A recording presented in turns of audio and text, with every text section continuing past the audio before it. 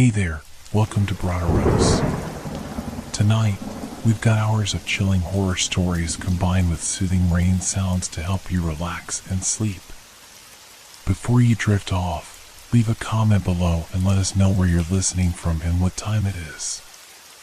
And don't forget to hit that like button and subscribe right away. If you end up not enjoying it, you can always take it back later. Get cozy and let the fear take over. What happens when the walls remember what everyone else has forgotten? The rain streaked down the windows of my rental car as I pulled into the gravel driveway of the Blackridge Hotel. After 6 hours of driving through winding mountain roads, the sight of the Victorian structure perched on the cliff's edge should have been welcoming. Instead, something about its silhouette against the darkening sky made my stomach tighten. I'm not usually one for irrational feelings. As a travel writer, I've stayed in hundreds of hotels across 4 continents. Old buildings were my specialty. The more history, the better. But as I gazed up at Blackridge's weathered facade, the copper-green dome and imposing stone pillars, I couldn't shake the sensation that the building was staring back at me. Just exhaustion, I muttered, retrieving my luggage from the trunk. Nothing a hot shower and decent night's sleep won't fix. The entrance was grand, ornate wooden doors flanked by gas lamps that had been converted to electric, though they flickered as if still flame-powered. I noticed watermarks staining the stone steps, tracks that resembled footprints leading both in and out. Odd, considering the rain had only started an hour ago. The lobby breathed history, marble floors polished to a mirror shine, a sweeping staircase that curved upward like a question mark, and a massive crystal chandelier that cast rainbow prisms across the walls. A collection of black and white photographs lined the reception area, showcasing the hotel in its glory days. In each photo, well-dressed guests smiled stiffly at the camera, their eyes somehow never quite meeting the lens. Welcome to Blackridge Hotel. You must be Mr. Reynolds. The receptionist's voice startled me. She'd appeared behind the counter so suddenly I hadn't noticed her approach. Her name tag read Eleanor. Mid-50s perhaps, with carefully styled hair and perfect posture. That's right. James Reynolds. I have a reservation for 2 weeks. Eleanor smiled, though it didn't reach her eyes. Yes, we've been expecting you. Room 317. She slid an actual metal key across the counter, not a key card. 3rd floor, east wing.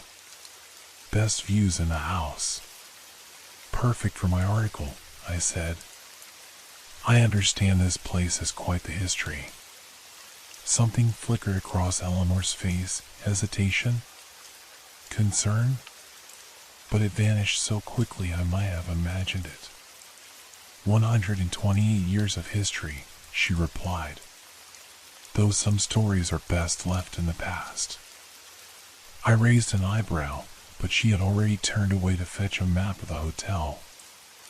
As she did, I noticed a dark stain on the back of her crisp white blouse, something wet that looked almost like.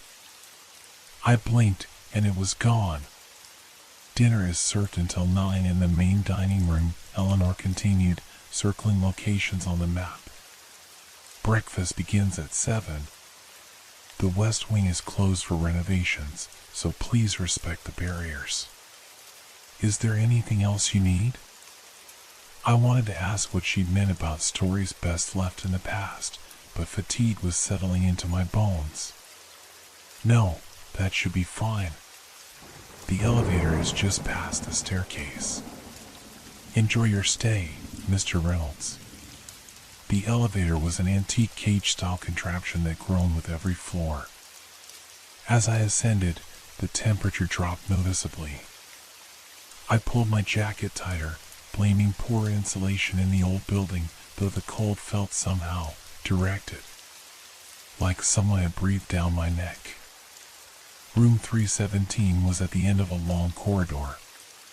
The hallway stretched before me, covered in deep red carpet with an intricate pattern that seemed to shift if you looked at it too long. Wall sconces cast pools of yellow light that barely touched the shadows between them. My room was spacious but antiquated, four-poster bed, heavy velvet curtains, a writing desk positioned before the window overlooking the cliff and the churning sea beyond. Modern amenities had been added discreetly: hidden television, subtle heating vents, Wi-Fi router tucked behind a vintage radio. I unpacked quickly, then sat at the desk to make notes for my article. The rain intensified, drumming against the window pane in irregular patterns that occasionally sounded like fingernails tapping on glass. As I worked, I became aware of a peculiar smell, faint but distinct. Something metallic, like old pennies. The sudden knock at my door nearly sent me out of my skin. When I opened it, the hallway was empty.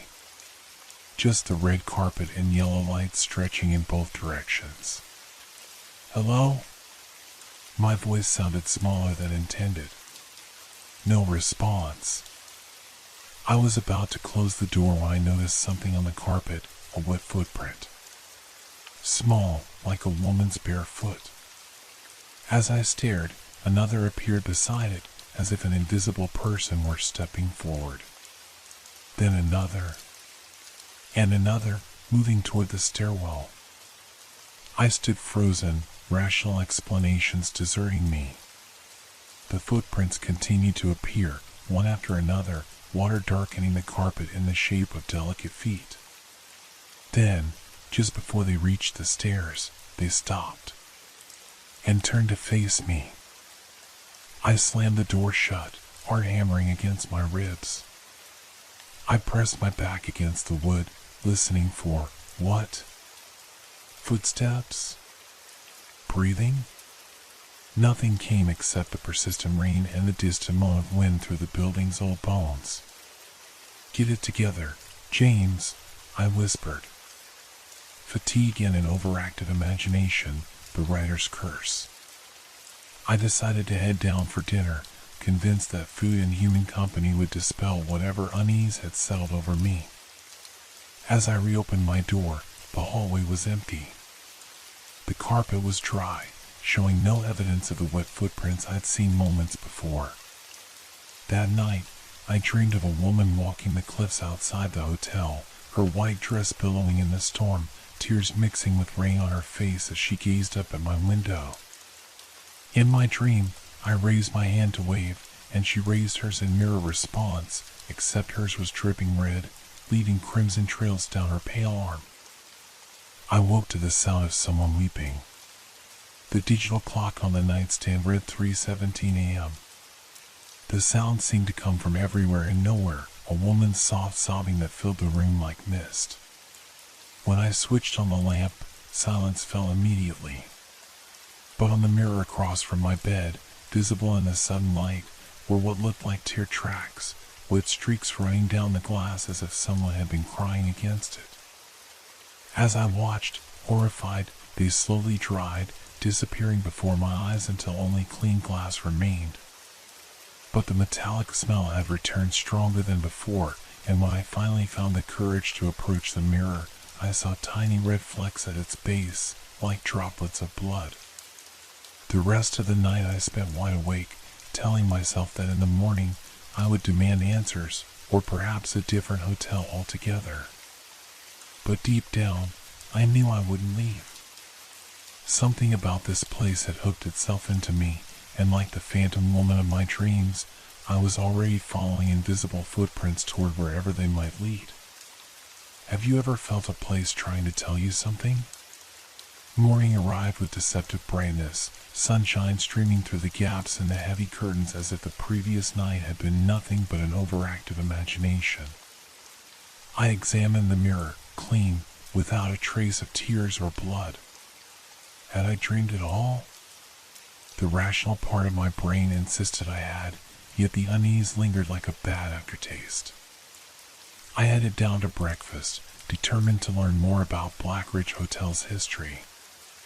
The dining room was grand, high ceilings adorned with intricate plasterwork, walls paneled in dark wood that absorbed the morning light. Only 3 other tables were occupied, despite it being peak tourist season. "Coffee, sir?" A young waitress appeared at my elbow, making me jump. Her name tag read Lillian. "Please. And information, if you have it." She tilted her head. "Information?" "About the hotel. Its history. I'm writing an article, and I'd love to know if there are any stories attached to the place." Lillian's smile faltered. "I've only worked here 3 months. Eleanor might know more, but she doesn't like to talk about certain things." She lowered her voice. "Room 317, that's yours, isn't it?" My stomach tightened. "Yes." "Why?" "Nothing. Just some guests request room changes. Noises, they say." She shrugged, trying to appear nonchalant but not quite succeeding. "What kind of noises?" "Crying, mostly." Lillian's eyes darted toward the kitchen doors. "I should get your coffee." She hurried away before I could press further. When she returned with my coffee and breakfast, her demeanor had changed completely, professional, distant, unwilling to engage in more conversation about the hotel. After breakfast, I decided to explore. The hotel boasted a library, a conservatory, and various sitting rooms frozen in Victorian elegance. In the main hall, I discovered a framed newspaper article dated August 12, 1897. It detailed the hotel's grand opening, describing it as the crown jewel of the coast and a sanctuary for the distinguished traveler. Below this was a faded photograph of the original staff standing proudly before the newly completed building. My eyes were drawn to a young woman at the edge of the group. Unlike the others who gazed directly at the camera, she was looking slightly to the side, her expression distant. Something about her seemed familiar, though I couldn't place why. Admiring our history? Eleanor's voice made me turn. She stood with perfect posture, hands clasped before her. Yes. Quite impressive. Was the hotel always successful from its opening? Mostly. She approached, studying the photograph with an unreadable expression. Though there were incidents in the early years. Incidents? Eleanor hesitated. The cliff path was treacherous before they improved it in the 1920s. We lost a guest or 2 to accidents. The way she said accidents made me wonder. Anyone in particular stand out? Her eyes narrowed slightly. Why do you ask? Research for my article. Human interest angles always hook readers. I see. Eleanor seemed to make a decision. There was one case that caused quite a stir. A young woman traveling alone, unusual for the time. She checked in for a fortnight but was found at the bottom of the cliffs after only 3 days. The official ruling was accident or suicide, but rumors persisted. What kind of rumors? Nonsense, mostly. That she was fleeing from something in the hotel. That she'd been pushed. Eleanor's voice became clipped. That she never truly left. A chill ran down my spine. You mean people claim she haunts the place? Every old hotel has ghost stories, Mr. Reynolds. It's a part of the charm. She smiled tightly. If you'll excuse me, I have duties to attend to. As she walked away, I noticed something I hadn't before, a slight limp, as if one leg was injured. And again, that dark stain on the back of her blouse, more visible now in the bright lobby light. Definitely red. Definitely wet. I spent the afternoon in the library, searching through old books for mentions of the hotel. In a dusty volume about local history, I found a small paragraph referencing the tragic death of an unaccompanied female guest in 1897, just months after the hotel opened. The woman was identified only as Miss V, a writer visiting from London to document the coastal landscape. A writer, just like me. The book mentioned that her body was recovered with curious injuries inconsistent with a simple fall, but provided no further details. Most disturbing was the final line, her room, 317, remained locked for a decade afterward, as staff reported unusual disturbances whenever it was occupied. My room. Of course it was my room. Outside the tall library windows, clouds gathered again, dimming the afternoon light. As shadows lengthened across the room, I became aware of a tapping sound, gentle at first, then more insistent. Like fingernails on glass. I turned toward the window but saw nothing except raindrops beginning to fall. Yet the tapping continued, not in rhythm with the rain. It seemed to move, traveling along the walls, from window to bookcase to door. Then it stopped directly behind me. I whirled around. Nothing. Just rows of books and empty chairs. But the air had changed, that metallic scent again, copper sweet and unmistakable. And it was cold, so cold I could see my breath forming clouds before my face. Between the bookshelves, I caught a flash of white, the hem of a dress disappearing around a corner. I followed instinctively, emerging into a corridor I hadn't noticed before. It was narrower than the main hallways, the wallpaper faded and peeling in places. "Hello?" I called, my voice echoing strangely. No answer, but ahead I saw wet footprints on the wooden floor, the same small, bare feet I'd seen outside my room. The trail led to a service door marked staff only. It stood slightly ajar, darkness beyond. Every horror movie I'd ever seen screamed at me to turn back, but something stronger pulled me forward. I needed to know. The door opened onto a steep staircase leading downward. The footprints continued, glistening in what little light filtered from behind me. I followed them into darkness, using my phone's flashlight to illuminate the way.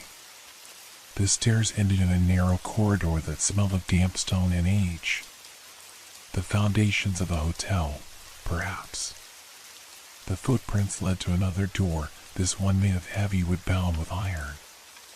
It looked ancient, out of place even in this old building. When I tried the handle, it was locked. But as I turned to leave, something caught my eye, words scratched into the wood, so faint they were barely visible. She knows I saw blood on hands, tears on glass room 317. My heart pounded painfully against my ribs. I ran my fingers over the carving, feeling each letter etched deep into the wood. Fresh scratches, not old at all. The door slammed somewhere above me, breaking the spell. I raced back up the stairs, suddenly desperate to be among people again. But at the top, I found the service door now locked from the other side. I pounded on it, shouting for help. After what felt like hours but was probably only minutes, it swung open to reveal Lillian, her eyes wide with surprise. "Mr. Reynolds, what are you doing in the service area?" "I was in the library," I stammered. "I saw someone come this way." Lillian's expression changed subtly. "No one would have come through here. This stairwell hasn't been used in years. It leads to the old storage cellars. But I saw footprints. And there's a door down there with writing on it. You must be mistaken." Her tone was firm, final. "The lower level is sealed off. Has been since before I started." I wanted to argue but realized how it would sound, chasing phantoms through the hotel, following invisible women. Instead, I mumbled an apology and retreated to the safety of the main hallway. That evening in the dining room, I noticed Eleanor watching me from across the space. When our eyes met, she didn't look away but instead raised her glass slightly, as if in acknowledgement. The gesture sent another chill through me, though I couldn't say why. After dinner, exhausted from the day's events, I returned to my room. As I inserted the key into the lock, I heard it again, soft weeping from inside. I froze, key halfway turned. The crying stopped abruptly, replaced by the sound of water dripping. Steadying myself, I pushed the door open. The room was empty, but the bathroom door stood open, light spilling out. I approached cautiously, heart hammering in my chest. The bathroom was empty too, but the mirror was covered in condensation as if someone had just taken a hot shower. And drawn in the fog on the glass was a single word. Help. As I stared, paralyzed, a handprint appeared beside the word, pressed from the other side of the mirror, the fingers dragging downward, leaving streaks in the condensation. Water, or something thicker, began to seep from beneath the mirror's frame, running down the wall in crimson rivulets. I backed away until I hit the bed, unable to look away as more handprints appeared, desperate and pleading. The weeping sound returned, louder now, coming from within the walls themselves. And underneath it all, barely audible but unmistakable, a woman's voice whispered, "I know you can see me. What would you do if the dead sought you out specifically?" I didn't sleep. How could I? The bathroom mirror remained pristine after I fled the room, only returning hours later after walking the grounds until exhaustion overtook terror. No blood, no condensation, no handprints, nothing to prove what I'd seen was real. But I knew. Deep in my bones, I knew. Morning found me hollow-eyed at the breakfast table, clutching my coffee cup like a lifeline. Outside, fog had rolled in from the sea, enveloping the hotel in a gray shroud that blurred the line between earth and sky. It felt fitting. The boundary between real and unreal was similarly dissolving around me. Rough night? A man's voice broke my reverie. He stood beside my table, mid-60s perhaps, with weathered skin and kind eyes behind wire-rimmed glasses. "Mind if I join you?" Not many of us guests about. I gestured to the seat opposite me, grateful for human company. James Reynolds. Edward Thornton. Local historian. He settled into the chair with a grunt. "You look like you've seen a ghost, young man." The words hit too close. I attempted a laugh that came out more like a strangled cough. "Just working too hard. I'm researching an article on historic hotels." Edward's eyebrows rose. "This old place certainly qualifies. Been standing since 1897, through wars and storms that should have taken it down. Some say it persists because it feeds on something other than mere foundations." A chill ran through me despite the dining room's warmth. "What do you mean?" He leaned forward. "Ever wonder why certain buildings feel alive? The Black Ridge has a reputation among locals. We don't stay here. Too many stories of guests experiencing things, visions, sounds. Particularly in the East Wing. My wing. My room. Have you heard about a woman who died here? In the hotel's early days?" I kept my voice low, aware of staff moving around nearby. Edward's expression turned serious. "Oh, you've encountered her then?" My heart skipped. "You believe in her?" "I believe in history, Mr. Reynolds. An historical record shows that in October 1897, a young writer named Victoria Harlow checked into room 317 and 3 days later was found broken on the rocks below. Official cause was suicide, but her diary, recovered from her room, told a different story. I leaned forward so quickly I nearly upset my coffee. What story? Victoria was working on a travel piece, much like yourself. But she began documenting strange occurrences in her room, weeping sounds, bloody footprints, writing appearing on the mirror. She believed someone in the hotel was trying to frighten her away. The parallels made my skin crawl. Why? She discovered something. Never specified what in her writings, but she mentioned evidence of wickedness behind the respectable facade. The final entry stated she was going to confront someone that evening. She never returned to her room alive. And the diary? Where is it now? Edward shrugged. Lost to time, presumably. The excerpts were published in the local paper during the investigation, then nothing more.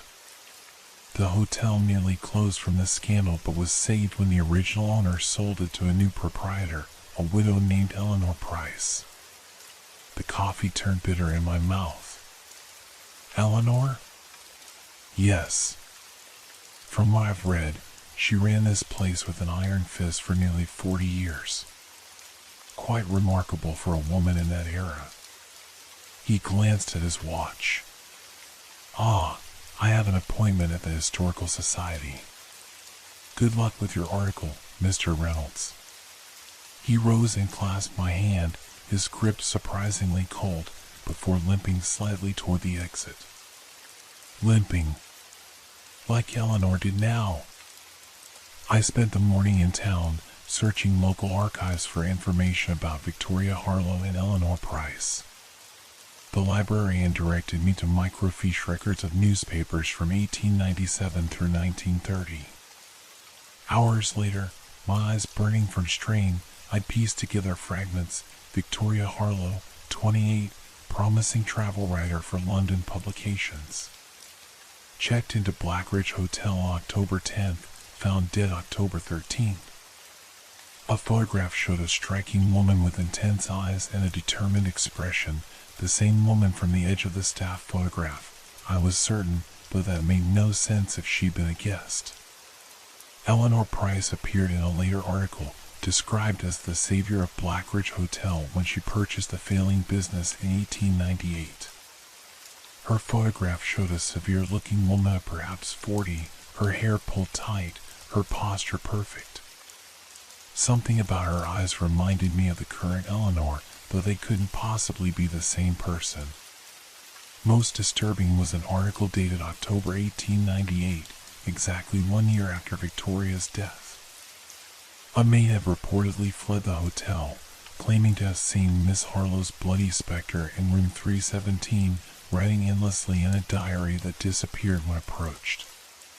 The maid described tears of blood running down the apparition's face and handprints appearing on the mirror. The article concluded by noting that Eleanor Price dismissed the account as hysterical fantasy and sealed the room for renovation. It wasn't reopened to guests for another decade. By the time I returned to Blackridge, afternoon had faded into evening. The fog remained, thicker now, muffling sounds and reducing the world to what was immediately before me. The hotel loomed out of the mist like a ship adrift, its windows glowing amber against the gray. In the lobby, Eleanor stood at the reception desk, her back to me. As if sensing my presence, she turned slowly. Mr. Reynolds, enjoy your excursion into town? Her voice was pleasant, but her eyes were watchful, calculating. Very educational, I replied carefully. I learned a great deal about the hotel's history. History can be misleading. Records are often incomplete, accounts exaggerated. She smiled thinly. Dinner will be served shortly. We're having roast lamb, the house specialty since 1898. The specific date seemed deliberately chosen. A message? A warning? I look forward to it, I lied. By the way, is there another Eleanor who works here? I could have sworn I saw someone who looked remarkably like you yesterday, but in different clothes. Her smile never faltered. I'm the only Eleanor, Mr. Reynolds. Perhaps the light was playing tricks. This old place can sometimes distort perceptions. In my room, I found fresh towels had been placed in the bathroom. The mirror gleamed, spotless.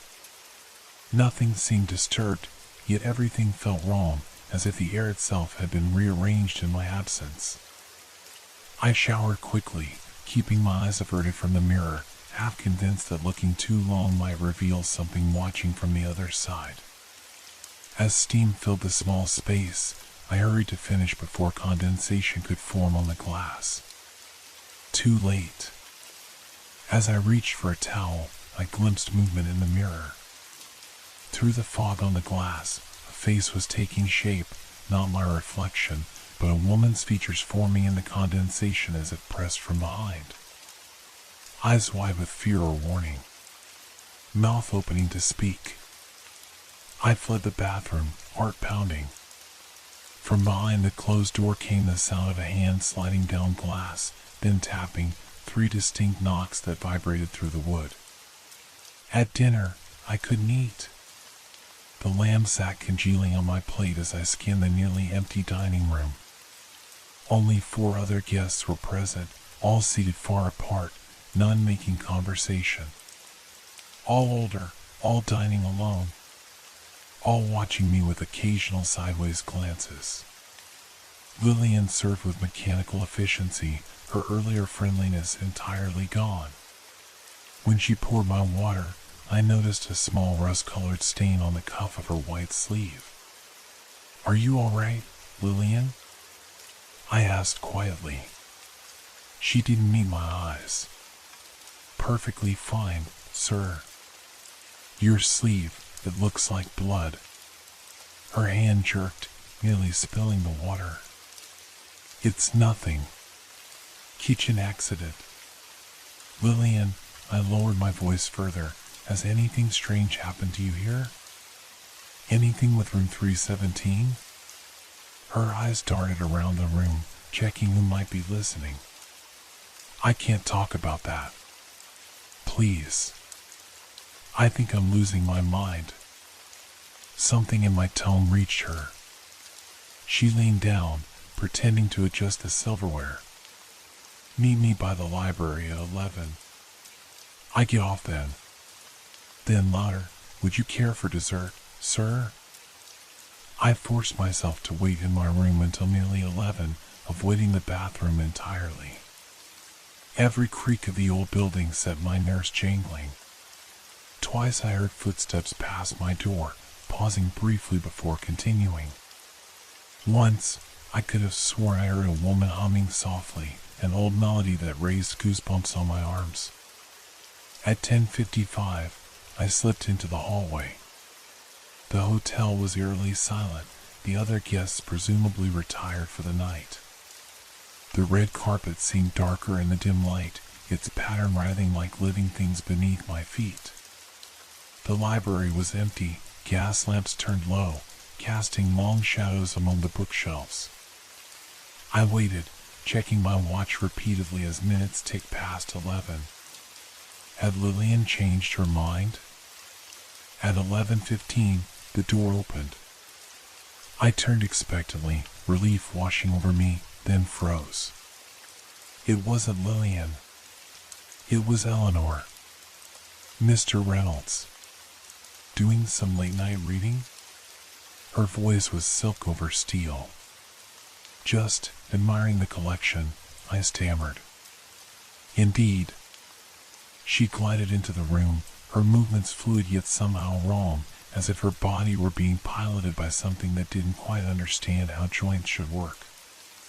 "Our library is quite special. Some of these books are as old as the hotel itself." She ran a finger along a shelf, then examined it for dust. In the dimness, her silhouette seemed to waver slightly, like heat rising from pavement. "I was actually waiting for Lillian," I said, trying to sound casual. She mentioned some local history books. Lillian won't be joining you. Eleanor's voice hardened. She's been called away on urgent family business. Left quite suddenly. My mouth went dry. That's unfortunate. Yes. Eleanor moved closer, and in the lamplight, I saw that her pristine blouse now bore a large crimson stain spreading across her chest like a blooming flower. Unfortunate accidents do happen in this hotel with alarming frequency, Mr. Reynolds. Particularly to those who pry into matters that don't concern them.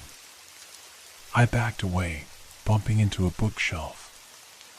I should get to bed. Early start tomorrow. Of course. She smiled, revealing teeth that seemed too sharp, too numerous. Sleep well in room 317. Victoria will be watching over you. I fled, not caring how it looked. Behind me, Eleanor's soft laughter followed, echoing strangely as if coming from multiple sources at once. Back in my room, I threw essentials into my bag, determined to leave immediately, article be damned. But when I tried the door, it wouldn't open. The key turned in the lock, but the mechanism seemed jammed. I was pulling out my phone to call for help when the screen lit up with a text message from an unknown number. Don't leave. Find the diary. It's the only way to stop her. V. As I stared at the message, the bathroom door slowly creaked open behind me. Steam billowed out, though the shower wasn't running. And in the fog-covered mirror, words were appearing, written by an invisible finger. She's not who she seems. How do you fight what's already dead? Sleep came in jagged fragments, my body surrendering to exhaustion even as my mind screamed against it. I dreamed of Victoria Harlow, her face pressed against a glass barrier between us, mouth forming words I couldn't hear, tears of blood streaming down her cheeks. Behind her stood Eleanor, smiling that too wide smile, her hands red to the elbows. In the dream, Eleanor's face sometimes became Lillian's, then Edward's, then back to Eleanor's, as if they were different masks worn by the same entity. I woke gasping at 3:17 a.m., the numbers glowing accusingly from the bedside clock. The room was freezing despite the heating system's quiet hum. That metallic scent hung thick in the air, and something would drip steadily in the bathroom. Drip. Drip. Drip. I couldn't bring myself to investigate. Instead, I huddled under the blankets, clutching my phone like a talisman. The mysterious text message remained on the screen, find the diary, but my attempts to reply had failed, the number apparently non-existent. Morning couldn't come fast enough. When dawn finally broke, I was already dressed, determined to check out regardless of my incomplete article. But first, I needed to find that diary, if it still existed somewhere in the hotel. Victoria's warning felt too urgent, too real to ignore. The dining room was empty when I arrived, no staff, no other guests, despite being well past 7 when breakfast should have been served. The tables were set as if awaiting diners, water glasses filled, napkins folded perfectly. But there was no food, no coffee, no sound from the kitchen. I tried the kitchen door and found it unlocked. Inside, breakfast preparations seemed to have been abandoned mid-task, eggs cracked into bowls, bread sliced, coffee grounds measured out. But no people. Hello? My voice echoed in the stainless steel space. No answer. A knife lay on the cutting board beside half-chopped vegetables. Beside it was a small rust-colored stain. I looked closer and saw it wasn't rust at all. It was blood, still wet, smeared in what looked disturbingly like partial fingerprints. I backed out of the kitchen, unease crystallizing into genuine fear. Where was everyone? Had they all left during the night? Or had something happened to them? The lobby was similarly deserted, the reception desk unmanned, the entrance doors locked when I tried them. Through the glass panels, I could see the fog remained impenetrable, transforming the outside world into a blank white void. I was contemplating breaking a window when I noticed something odd about Eleanor's desk. A key was hanging from a hook beneath the counter, partially hidden but visible from where I stood. Next to it was a small brass plate labeled Archive. Victoria's message echoed in my mind.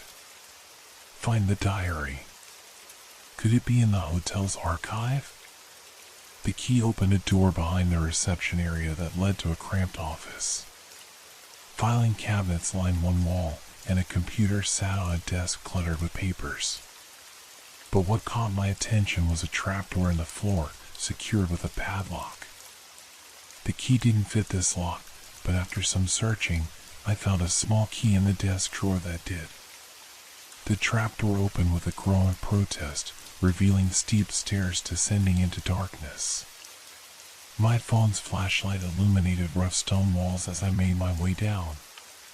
The air grew colder with each step, that familiar metallic smell intensifying.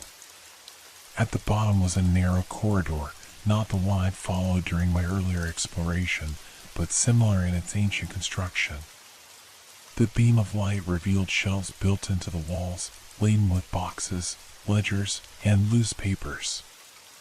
The hotel's records, preserved in this underground chamber. Some appeared recent: tax documents, employee records, maintenance logs. Others were obviously ancient, handwritten guest registers, financial journals bound in cracked leather. I searched methodically, working backward through time. Modern records gave way to typewritten pages from the mid-20th century, then to handwritten entries in fading ink. Finally, in a dust-covered box marked 1897 to 1900, I found what I sought: a small leather-bound book, its cover stained dark in places. Embossed on the front in gold lettering was VH. Victoria's Diary. With trembling fingers, I opened it, half expecting the pages to crumble. But the paper, though yellowed, remained intact. The handwriting was elegant but hurried, some entries spanning pages, others just a few frantic lines. I flipped to October 10, 1897, Victoria's first day at Blackridge. Arrived this afternoon at Blackridge Hotel, a magnificent structure with a troubling atmosphere. The staff seem overly attentive, particularly the head maid, Eleanor, who watches me constantly. My room, 317, is comfortable but cold despite the fireplace. Tonight at dinner, I overheard disturbing conversation about a missing laundress. Must investigate further. October 11th. Strange sounds in the walls last night. Weeping, I believe, though when I inquired, Eleanor insisted it was just the wind. Explored the cliffs today. Beautiful but treacherous. Returned to find my notes disturbed, though nothing obvious missing. Someone has been in my room. The hotel owner, Mr. Blackridge, seems nervous when I ask questions about the building's history. October 12th. Most disturbing development. Found bloodstains beneath the wardrobe when retrieving a dropped hairpin. Small but unmistakable. When I shifted the furniture to investigate further, discovered scratches in the floorboards, words carved desperately, "Help me." Confronted Mr. Blackridge, who became agitated, claiming previous guest was mentally disturbed. But I've heard the weeping again. And footprints appeared outside my door this morning, bare feet, wet, leading to the service stairs. Later, I've discovered something truly horrifying. Followed Eleanor this evening, watched her enter the cellar carrying linen stained with what could only be blood. When she left, I slipped in and found evidence of unspeakable acts, restraints attached to a wall, instruments whose purpose I dare not contemplate, a drain in the floor dark with old stains. This hotel harbors evil beneath its respectable veneer. I believe women have been brought here in. The entry ended abruptly. The next page had been torn out. But on the following page, dated still October 12th but in a more frantic hand. She saw me. Eleanor caught me leaving the cellar. Her eyes, God help me, her eyes changed as she looked at me, became entirely black, like holes into nothing. She smiled and said only, "You'll be joining us soon, Miss Harlow." I've locked myself in my room, but no, it won't keep her out for long. I've written to the authorities, but fear the letter won't reach them in time.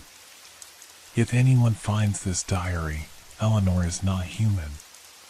Whatever wears her skin has been here for years, feeding on guests, particularly women traveling alone. The missing laundress was not the first.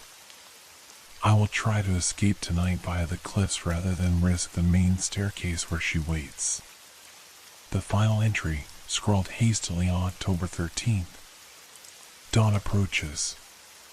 She's been outside my door all night, sometimes weeping to confuse me, sometimes scratching at the wood like an animal. I've barricaded myself, but am weakening. The mirror, God help me, her face appeared in the mirror, though she stands outside. As if she can be in two places. Blood seeps beneath the door. I shall make my escape attempt when light comes. If I do not survive, let this record stand as testimony. And let someone end her. She is ancient, evil, hungry. She is. The writing trailed off into a smear, as if Victoria had been interrupted mid-sentence. The remaining pages were blank. I closed the diary with shaking hands, its implications sinking into me like lead weights. Victoria hadn't committed suicide. She'd been trying to escape something, someone, in the hotel. Eleanor. But not the Eleanor who purchased the hotel after Victoria's death. The head-maid Eleanor, who somehow became the proprietor Eleanor Price afterward. Who was still here, over 120 years later, unchanged. A soft scraping sound above made me freeze. Someone was crossing the office floor, approaching the trapdoor. Heavy footsteps, deliberate. Then a voice, Eleanor's voice, but distorted, as if multiple people spoke in imperfect unison. "Mr. Reynolds? Are you enjoying our archives?" I doused my light immediately, pressing myself against the wall in darkness. The footsteps stopped directly above the open trapdoor. "I know you're down there. I can smell your fear. Just like I smelled hers." A soft laugh. Victoria was clever too. Thought she could expose me. But no one believed her diary.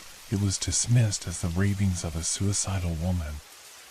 Just as no one will believe yours.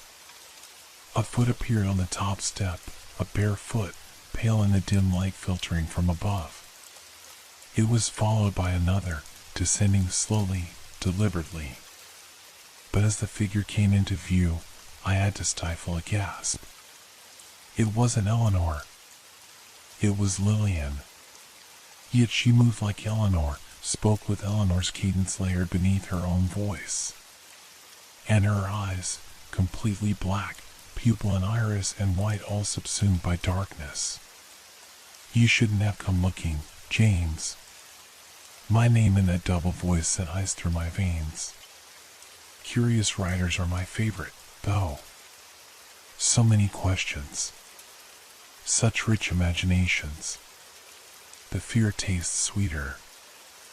I clutched the diary to my chest, backing deeper into the darkness of the archive room. My heel struck something soft, a shape on the floor I hadn't noticed before. A body. Edward Thornton's body, his throat torn open, his chest cavity emptied. Beside him lay others, hotel staff I recognized, guests I'd seen in the dining room. all with the same gruesome wounds, all with expressions of ultimate terror frozen on their faces. You see my collection? Not Lillian gestured to the corpses. Preserved perfectly in this cold, dry air. Some for days. Some, she nudged Edward's body with her foot, for much longer than appears possible. A local historian indeed. He's been playing that role for 30 years, helping me identify suitable guests. She stepped closer, and in the dim light, her features seemed to ripple, Eleanor's severe face superimposing itself over Lillian's youthful one. "What are you?" I managed to whisper. "Hungry," she replied simply. "Always hungry. This place feeds me fear, flesh, blood. The hotel and I have an arrangement, you might say. It provides the rooms, I provide the sustenance." Another step closer. The smell of metal and decay rolled off her in waves. Victoria almost stopped me. She found my previous body too damaged to maintain the facade. The head mate whose form I borrowed was dying from consumption. I needed a new vessel. The hotel owner was suitable.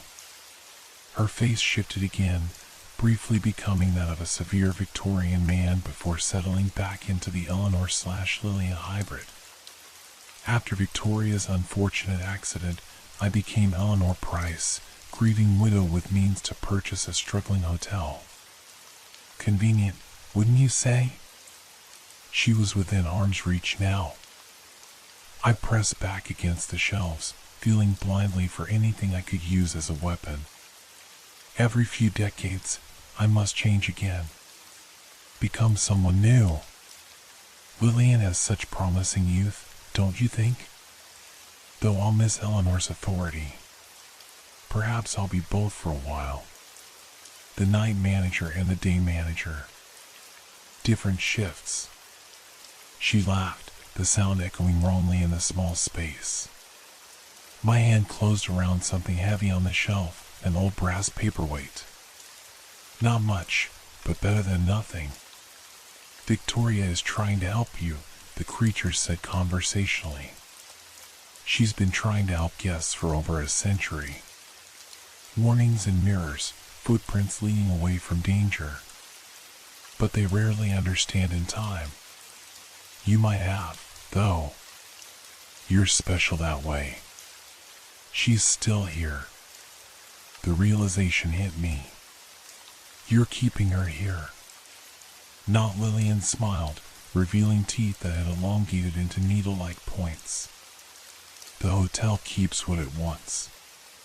Especially those who die in fear. Their essence remains tied to the place of their death. Victoria's spirit is particularly stubborn. But she can only watch. Never save. Just as you'll watch future guests from the shadows, trying to warn them about me." She lunged suddenly, inhumanly fast. I swung the paperweight, connecting with her temple with a sickening crack. She staggered but didn't fall. Instead, something beneath her skin seemed to shift, bones realigning, the wound sealing before my eyes. "That," she said, touching the already healing injury, was impolite. I ran. Past her, up the stairs, through the office. Behind me came sounds no human throat should make, screeching, gurgling, the crack of joints dislocating and reforming. The lobby was still deserted, dawn light filtering weakly through the fog outside. I raced to the main doors, pulling frantically at the handles. Still locked. I turned, scanning for options, the diary clutched to my chest like a shield. The creature emerged from the office, its form now grotesquely between states, Lillian's body with Eleanor's height, limbs too long, neck bent at an impossible angle. Its mouth had split wider than any human mouth could, reaching almost to its ears. "Give me the diary, James," it crooned. "It won't help you." It didn't help her. But Victoria's final entry kept repeating in my mind. She is ancient, evil, hungry. She is. What had Victoria discovered? What was this thing wearing human skins? The answer came not from my deductions but from the hotel itself. As the creature advanced across the lobby, the grand chandelier above began to sway, crystals chiming discordantly. The temperature plummeted, windows frosting from within. And from every direction came the sound of weeping, dozens of voices, men and women, young and old, united in grief and mourning. The floor beneath the creature's feet darkened, moisture seeping upward through the marble, not water, but blood, thick and dark. It spread outward in a growing circle as the creature hissed, looking down in what seemed like genuine surprise. And then I saw her, a flicker at first, then more solid. Victoria Harlow, standing behind the creature, her form translucent but unmistakable from the photographs. Her period dress was torn and bloodied, her face streaked with tears, but her eyes burned with century-old rage. "You failed," the creature snarled at her. "You've always failed." Victoria didn't speak. Instead, she reached forward, her ghostly hands passing into the creature's back. The effect was immediate and horrifying. The thing wearing Lillian's body convulsed, black fluid erupting from its mouth, its skin rippling as if something underneath was trying to escape. It screamed, a sound of such primal agony that I dropped to my knees, covering my ears. The diary fell open beside me, pages flipping as if caught in a wind, stopping at the torn section where Victoria's crucial discovery should have been. But now, words were appearing on the empty page, written in what looked like fresh blood. "She is bound to the hotel. The hotel is her true body. Burn it. Burn it all." The creature saw the writing and lunged toward me with impossible speed, even as Victoria's ghost clung to it, slowing it just enough. I scrambled backward, looking desperately for a way out. The fireplace. The lobby's massive fireplace still contained embers from the previous evening, glowing faintly beneath a layer of ash. Beside it stood a crystal decanter of what appeared to be brandy. I made my choice in an instant. Diving for the decanter, I grabbed it and hurled it into the fireplace. The alcohol ignited with a whoosh of blue flame. Using the diary itself as a torch, I lit its pages from the flames, then cast the burning book onto the heavy curtains flanking the windows. The ancient fabric caught immediately, fire racing upward toward the ceiling. The creature howled, not in anger but in genuine pain, its body contorting as the flames spread. The hotel is her body, I realized aloud.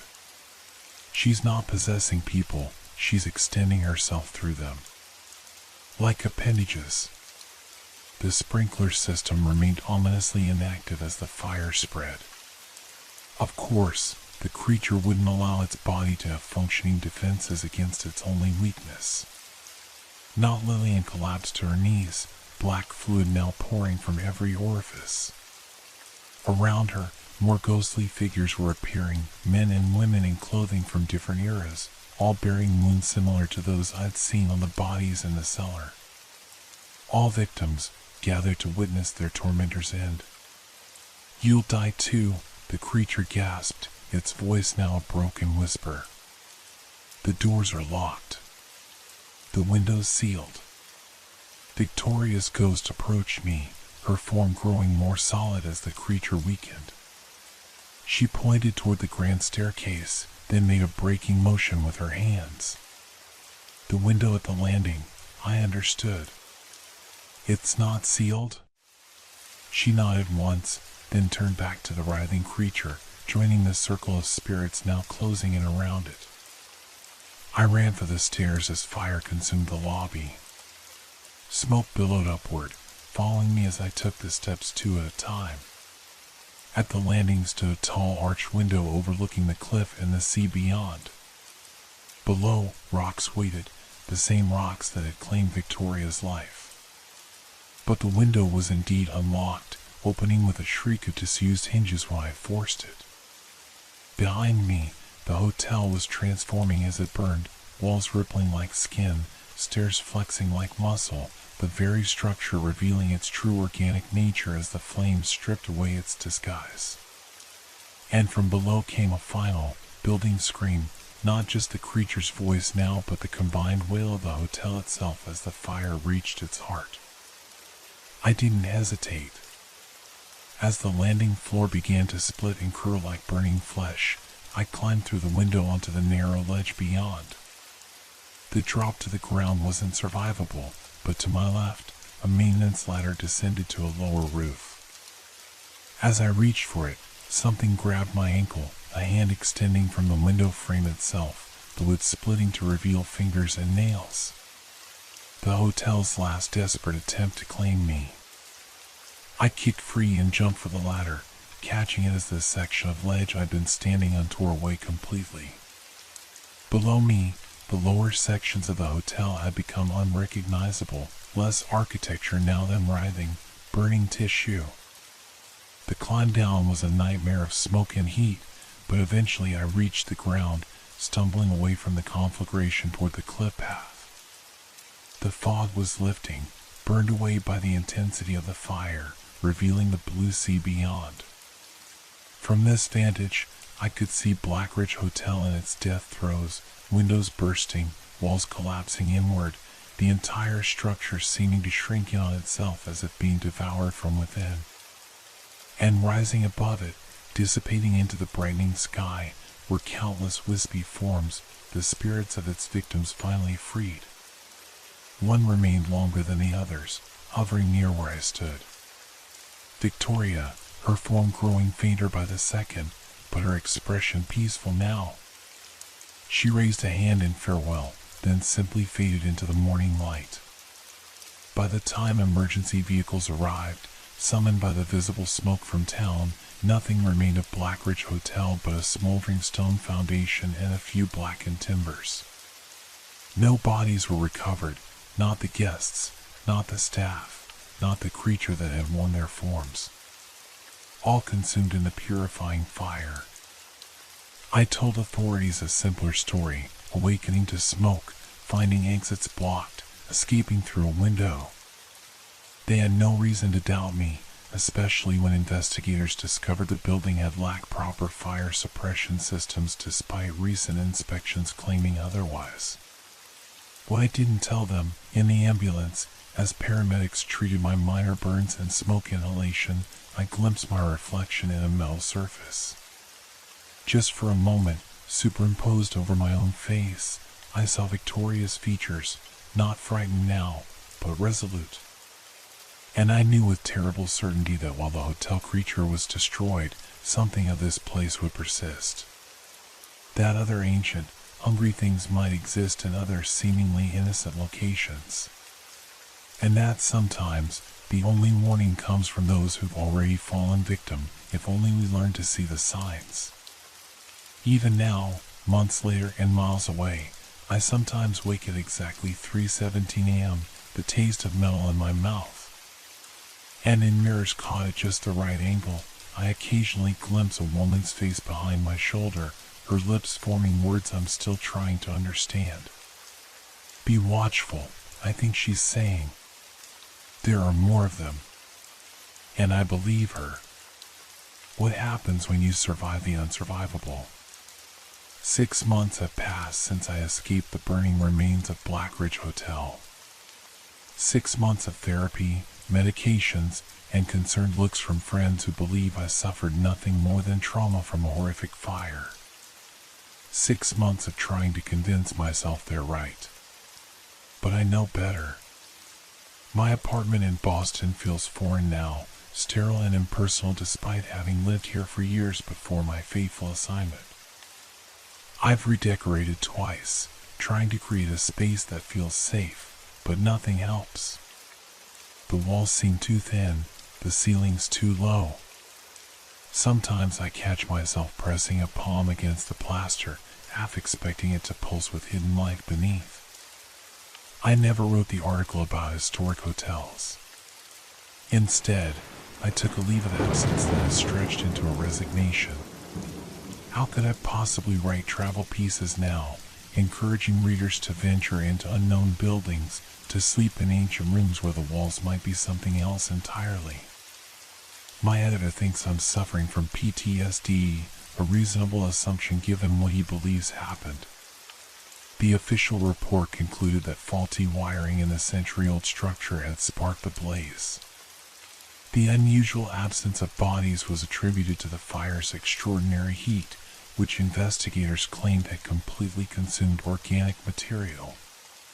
They found just enough bone fragments to confirm casualties but couldn't determine an exact count. No record remained of Eleanor, Lillian, or Edward. It was as if they had never existed at all. I've researched obsessively since my return: property records, historical accounts, newspaper archives.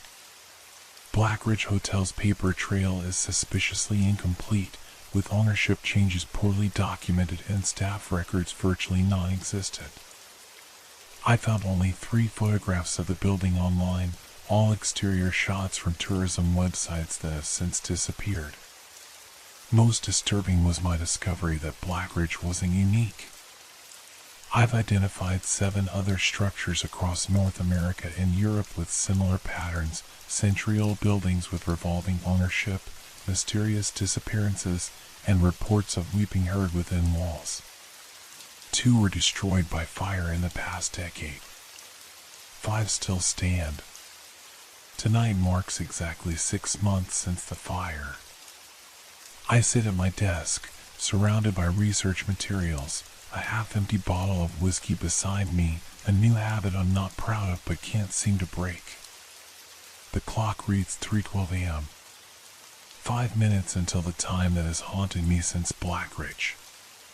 The nightmares are always the same: corridors that extend impossibly, doors that open into raw, pulsing tissue, Eleanor's face splitting to reveal something ancient and hungry behind the human mask.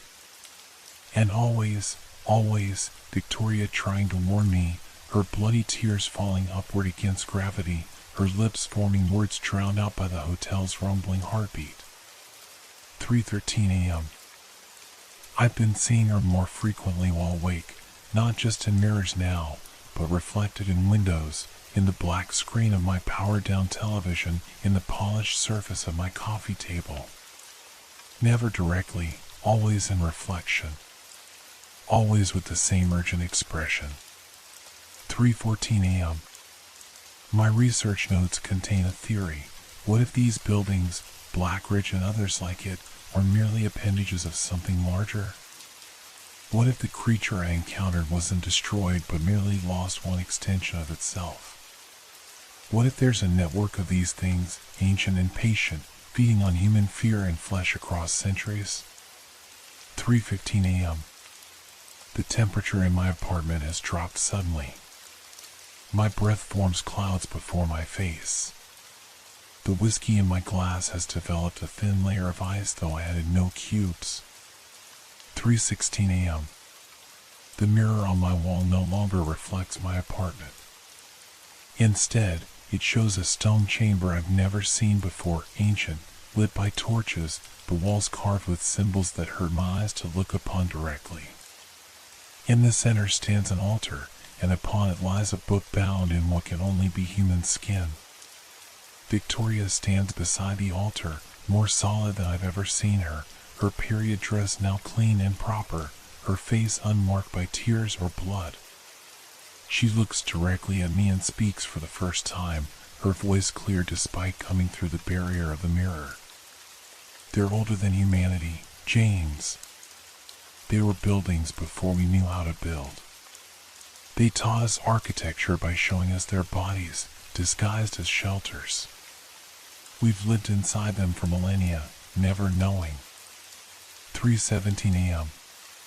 The mirror shatters without sound, fragments hanging suspended in air for an impossible moment before reassembling into a doorway, a doorway leading into the stone chamber where Victoria waits. There are more awakening, she says urgently. The one you destroyed was merely a scout, an early arrival. The others are stirring now, hungry after eons of dormancy. Someone needs to warn the world. She extends her hand toward me through the mirror doorway. I can't cross over to your side, my spirit is bound to their realm now. But you can join me here, between worlds. Help me find others like us who have survived their hunger. Together we might find a way to fight them. I stand on unsteady legs, approaching the impossible doorway. Logic screams this can't be happening, that grief and trauma have broken my mind completely. But I know what I saw at Blackridge. I know what threatened to consume me. If I cross over, I ask, can I come back? Victoria's expression is solemn. I don't know. No one has tried.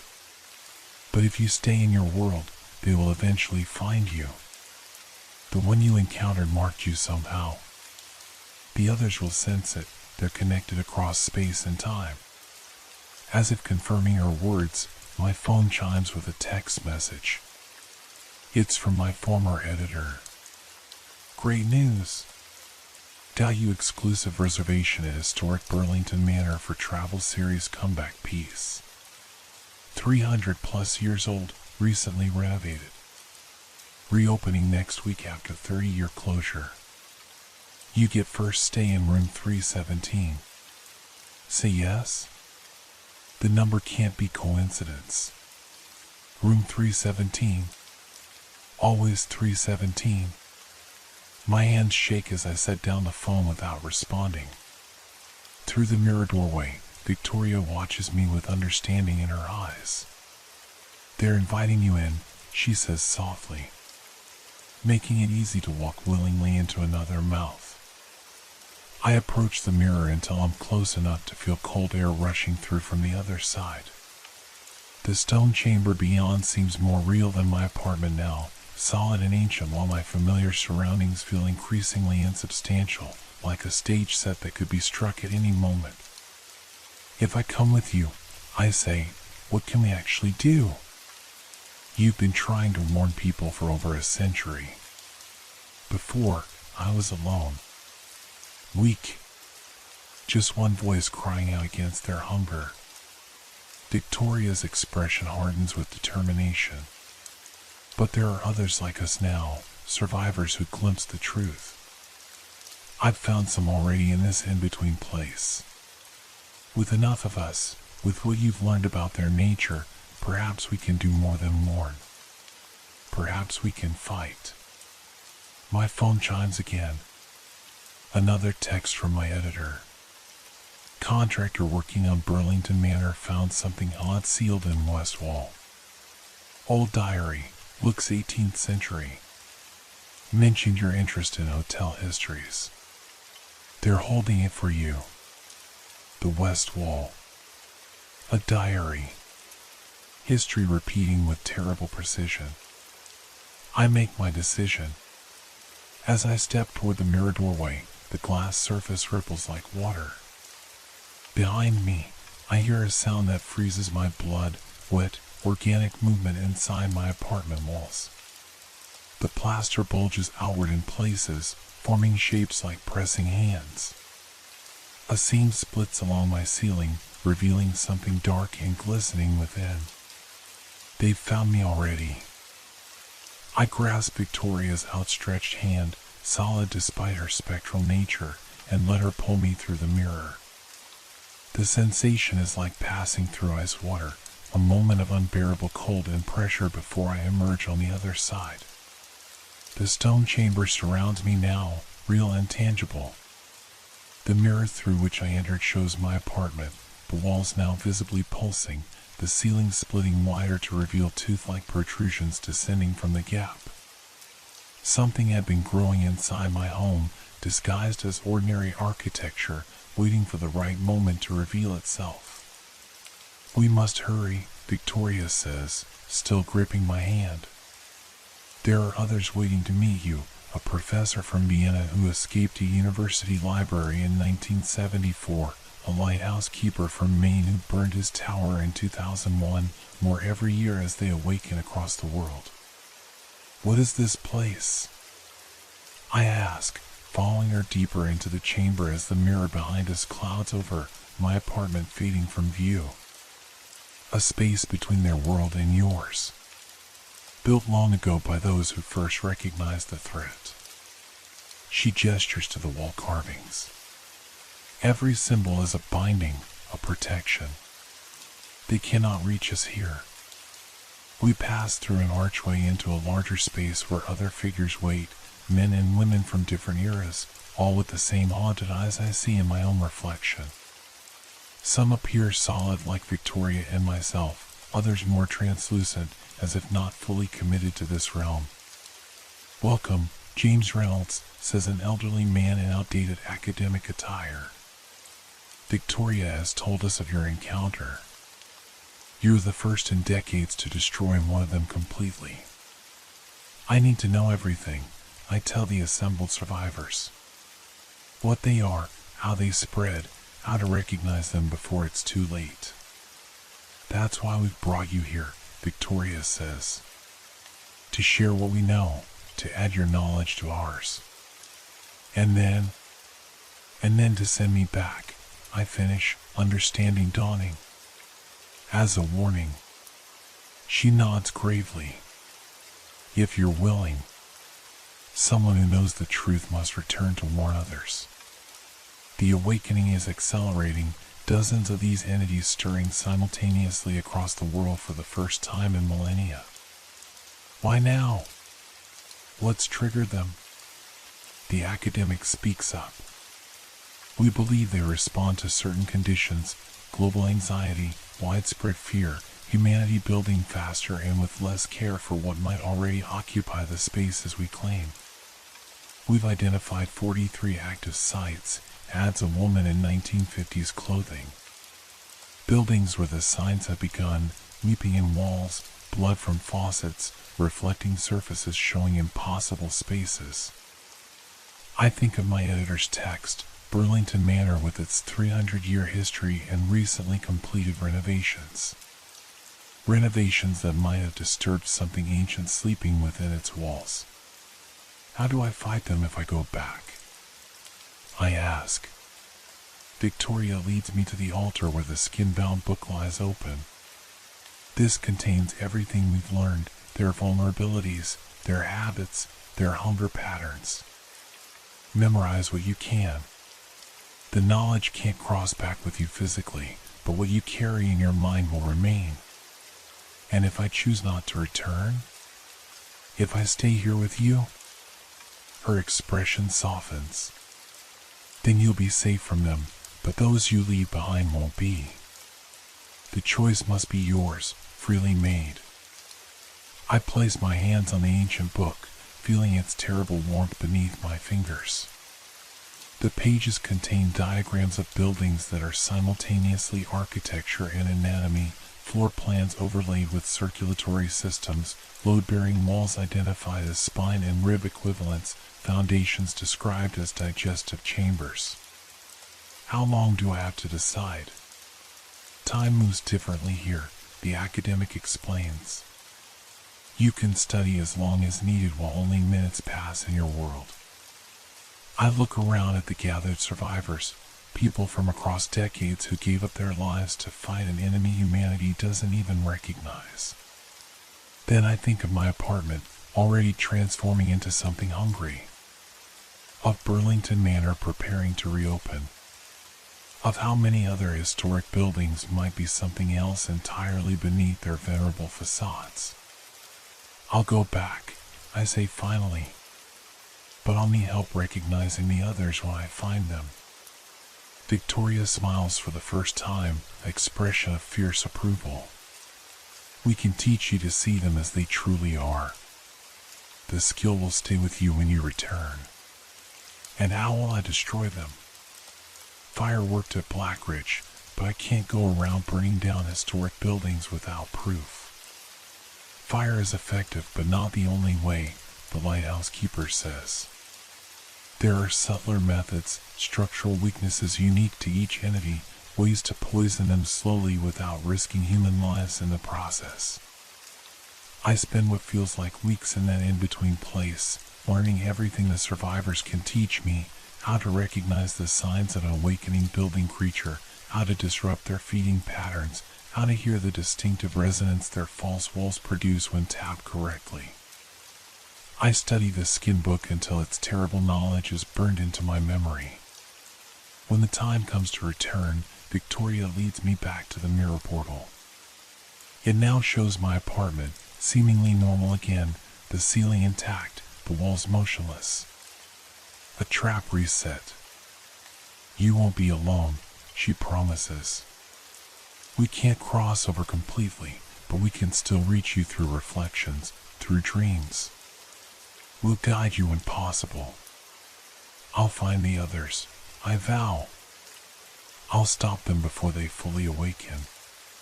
Victoria embraces me, a shockingly warm, solid gesture from someone I thought a ghost. Remember, they're patient but not invulnerable. They hunger, which makes them desperate. They fear fire and truth in equal measure. And they cannot create, only mimic. That's how you'll recognize their flaws. As I prepare to step back through the mirror, she presses something into my palm, a small, smooth stone carved with one of the protective symbols from the chamber walls. It isn't much protection, but it will help you see clearly when they try to cloud your perception.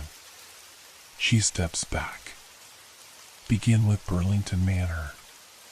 The diary they found is no accident, it's bait, meant specifically for you. How do I destroy something that large without endangering innocent people? Victoria's expression darkens. Sometimes there's no clean solution. Sometimes saving many requires sacrificing few. You'll have to make choices I couldn't. With those ominous words echoing in my mind, I step back through the mirror into my apartment.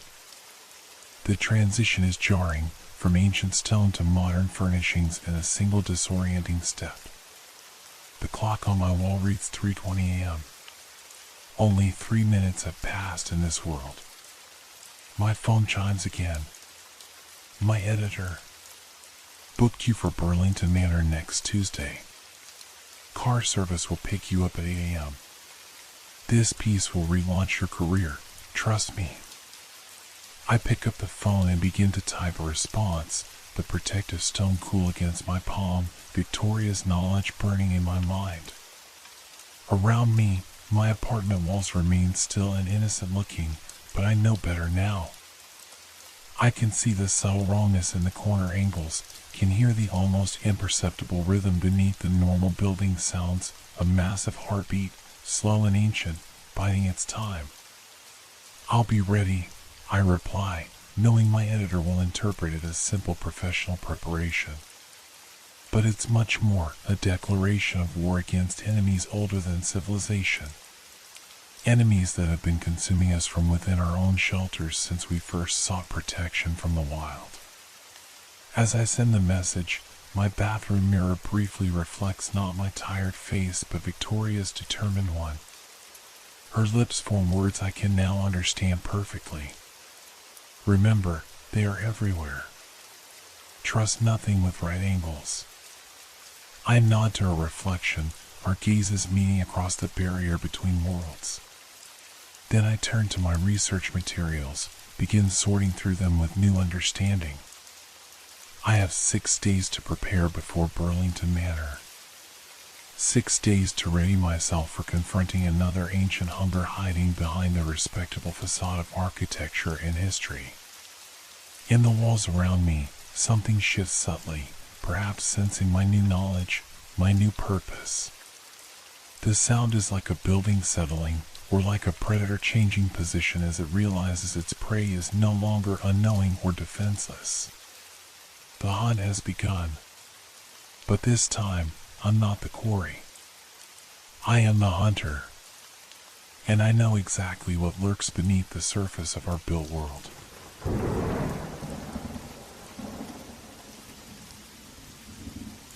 What happens when the machines remember what we've chosen to forget? The first time I heard the noises, I convinced myself it was just the old buildings settling. That's what buildings do, especially abandoned ones like Black River Steelworks. They creak and groan as the temperature changes, as the wind pushes against their weathered walls. Perfectly normal, I told myself. Just physics. I'd been hired to photograph the factory for a developer who'd planned to convert it into luxury lofts. Get some atmospheric shots, my boss had said. Make it look haunting but with potential. That's why I was there after sunset, trying to capture the last golden rays filtering through broken windows, casting long shadows across rusted machinery. My name is Michael Cortez. I'm a commercial photographer specializing in architectural transitions, the before and after shots that show how derelict spaces become desirable real estate. I've been in countless abandoned buildings, but none had ever made my skin crawl like Black River. The factory had been shuttered for nearly 30 years following a series of labor disputes that culminated in a lockout. There were rumors of violence, of sabotage, but nothing concrete in the official records. Just another American industry that had withered and died, leaving behind a skeleton of steel and concrete. I adjusted my camera settings, trying to frame the perfect shot of an enormous hydraulic press silhouetted against the dying light. That's when I felt it, a subtle vibration beneath my feet, almost imperceptible. Like distant machinery running somewhere deep within the building. "Hello?" I called out, my voice echoing through the cavernous main floor. "Security? Anyone here?" No response, just the hollow echo of my own words bouncing back at me. But the vibration continued, a faint hum that seemed to emanate from the concrete itself. I pulled out my phone and checked the site map I'd been given. The basement level housed the original boiler room and foundry. If someone was down there, maybe a squatter who'd found a way to power up some of the old systems, I needed to know. The stairwell leading down was poorly lit, with just enough ambient light from my flashlight to avoid tripping over debris. With each step, the vibration grew slightly stronger, and now I could hear something too, a rhythmic clanking, like metal striking metal at regular intervals. Clang, clang, clang. It had a steady pulse, like a heartbeat made of iron. My rational mind searched for explanations, water pipes expanding and contracting. Wind whistling through broken windows creating some acoustic anomaly. Teenagers messing around with the old equipment. The basement corridor stretched before me, concrete walls stained with decades of industrial grime. My flashlight beam caught something on the wall, a faded safety poster showing cartoon workers wearing hard hats, with the slogan "Safety First, Production Second." Someone had crossed out second and scrawled only in its place with what looked like red paint. Or at least, I hoped it was paint. The clanking grew louder as I approached a set of heavy double doors marked Foundry. The vibration had become a persistent tremor that I could feel in my teeth. I paused, suddenly aware of how fast my heart was beating, how dry my mouth had become. This is ridiculous, I thought. I'm a grown man spooked by old pipes and drafts. I pushed open the doors, wincing at the harsh screech of metal hinges. The foundry beyond was a massive space, with high ceilings lost in shadow. My flashlight seemed pitifully inadequate against the pressing darkness. The far wall was lined with what appeared to be massive furnaces, their mouths like giant black eyes staring back at me. The clanking stopped. The silence that followed was somehow worse. I stood frozen, straining to hear anything over the sound of my own breathing. Then, from somewhere in the darkness, came a new sound, the unmistakable hiss of molten metal being poured. But that was impossible. This place had been cold and dead for decades. Is anyone there? I called again, my voice smaller now, less certain. From the corner of my eye, I caught movement, a shadow shifting against shadow. I swung my flashlight toward it, but there was nothing there. Just ancient machinery, covered in dust and cobwebs. Then I saw it, a single red light blinking from what appeared to be a control panel. A light that shouldn't have power. Shouldn't be on. I approached slowly, drawn by this impossibility. The control panel was covered in a thick layer of dust, except for a single lever that looked clean, recently touched. The red light pulsed like a warning. Below it, a small brass plate was engraved with the words, "Emergency Shutdown." My fingers hovered over the lever.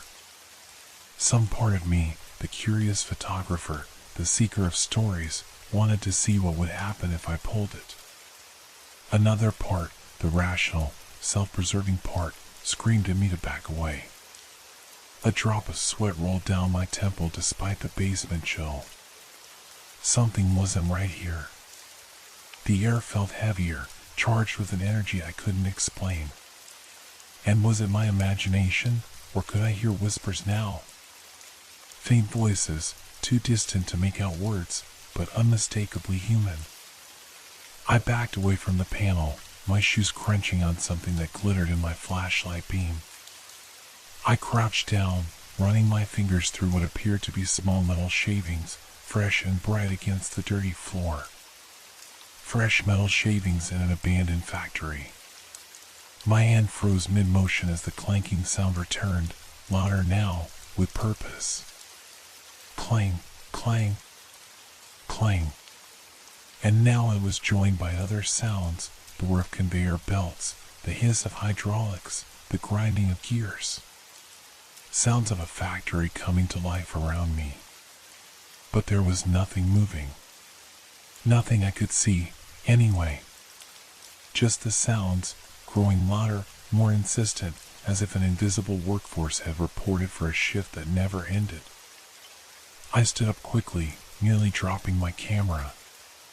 My flashlight beam caught something moving across the far wall, what looked like a human shadow, elongated and distorted, sliding along the concrete as if searching for something. Or someone. That was enough. I turned and ran, no longer caring about the photographs or what my boss would say. The sounds followed me, growing in intensity, metal striking metal, machines grinding, and underneath it all, what sounded like voices calling out names I couldn't understand. I burst through the foundry doors, sprinting down the corridor toward the stairs. Behind me, a loud bang echoed through the basement, as if something massive had fallen. Or been thrown. I took the stairs two at a time, my breath coming in ragged gasps, camera bag thumping against my side. I didn't slow down until I reached my car, hands shaking so badly I could barely get the key in the ignition. As I peeled out of the parking lot, I glanced in my rearview mirror. The factory loomed dark and silent against the night sky. But there, in a window on the top floor, a single light flickered, on, off, on again, like a signal. Or a warning. That night, I dreamed of fire and molten metal, of men with faces made of shadow, calling out to me from furnaces that should have been cold but somehow still burned with an unnatural light. I woke up covered in sweat, with a single thought burning in my mind. I needed to know what happened at Black River Steel Works all those years ago. What memories were embedded in its walls and machinery? What history had been buried along with its secrets? Because one thing was certain, I wasn't imagining what I heard. And I had a terrible feeling that I would be going back there, whether I wanted to or not. Can the dead speak through ink and paper? The local library was nearly empty when I arrived the next morning. My fingers still trembled slightly as I typed Black River Steel Works into the archive search terminal. I'd barely slept, those mechanical sounds haunting my dreams whenever I closed my eyes. The senior librarian, a woman named Patricia with silver-streaked hair and kind eyes, noticed my distress. "You look like you've seen a ghost," she said, sliding a cup of coffee across the desk to me. "Not exactly," I replied, trying to smile. "Just researching the old factory for a photography project." Her expression changed immediately. "Black River? That's a dark piece of our town's history." She lowered her voice. "Are you working for those developers? The ones who want to turn it into apartments?" I nodded, feeling unexpectedly guilty. "Just taking photos. Before and after shots." Patricia's eyes narrowed. "Some places should be left alone, Mr. Cortez. Michael Cortez. Mr. Cortez. Some places hold memories too painful to disturb." Before I could ask what she meant, the search terminal beeped. 23 results, mostly newspaper articles spanning from 1967 to 1994. I clicked on the earliest one. "Black River Steel Works celebrates record production year." The article was accompanied by a black and white photograph showing a group of men standing proudly beside an enormous piece of machinery, the same hydraulic press I photographed yesterday. Their faces were smudged with soot, but their smiles were wide and genuine. I recognized the location immediately, the main floor where I'd been taking photos. I scrolled through more articles. The story that emerged was one I'd seen before in countless American industrial towns. Initial prosperity. Increasing competition from overseas. Cost-cutting measures. Labor disputes. Demands for better safety protocols. Then I found an article from 1988 with a headline that made my blood run cold. "Tragedy at Black River. 3 workers dead in midnight accident." The article was frustratingly vague about details, citing only catastrophic equipment failure during the night shift and naming the deceased: Thomas Wheeler, age 42, Robert Nowak, age 37, and Daniel Esposito, age 29. The company expressed deepest regrets and promised a full investigation. I searched for follow-up articles, but found only a brief mention that the factory had been temporarily closed for safety inspections. Nothing about what the investigation had found. The next significant article was dated 6 months later. Black River workers strike over safety concerns. The workers' union claimed that safety protocols had been deliberately bypassed to increase production speed, directly leading to the fatal accident. Management denied the allegations. The strike turned bitter, with replacement workers brought in and accusations of sabotage flying from both sides. The final article was the shortest. Black River Steel Works to close permanently. Citing unsustainable market conditions, the company announced the immediate closure of the factory. No mention of the labor dispute or the accident. Just another industrial casualty in a changing economy. I sat back, rubbing my eyes. The bare facts were there, but something was missing. What had really happened during that midnight accident? And why had the investigation results never been published? Patricia appeared at my side, looking over my shoulder at the screen. "You won't find the whole story in the newspapers," she said quietly. "They only printed what the company allowed them to." "Do you know what happened?" I asked. She glanced around the empty library, then nodded toward a door marked Local Archives. "I was just a teenager when it happened, but my father worked there. Not on that night, thank God." She hesitated. "There's a box of personal accounts, letters, journals, recordings from workers and their families. Donated anonymously after the closure. Not officially part of our catalog." My heartbeat quickened. "Can I see them?" Patricia led me to a dusty room lined with metal shelving. She pulled a cardboard box from a bottom shelf, unmarked except for a handwritten label, Black River, Personal. "I'll leave you to it," she said. "Just be careful with what you learn. Some knowledge comes with responsibility." Inside the box were dozens of handwritten letters, journal entries, cassette tapes, and photographs. I started with a journal that appeared to belong to a union representative, dated several months before the accident. April 15th, another near miss today.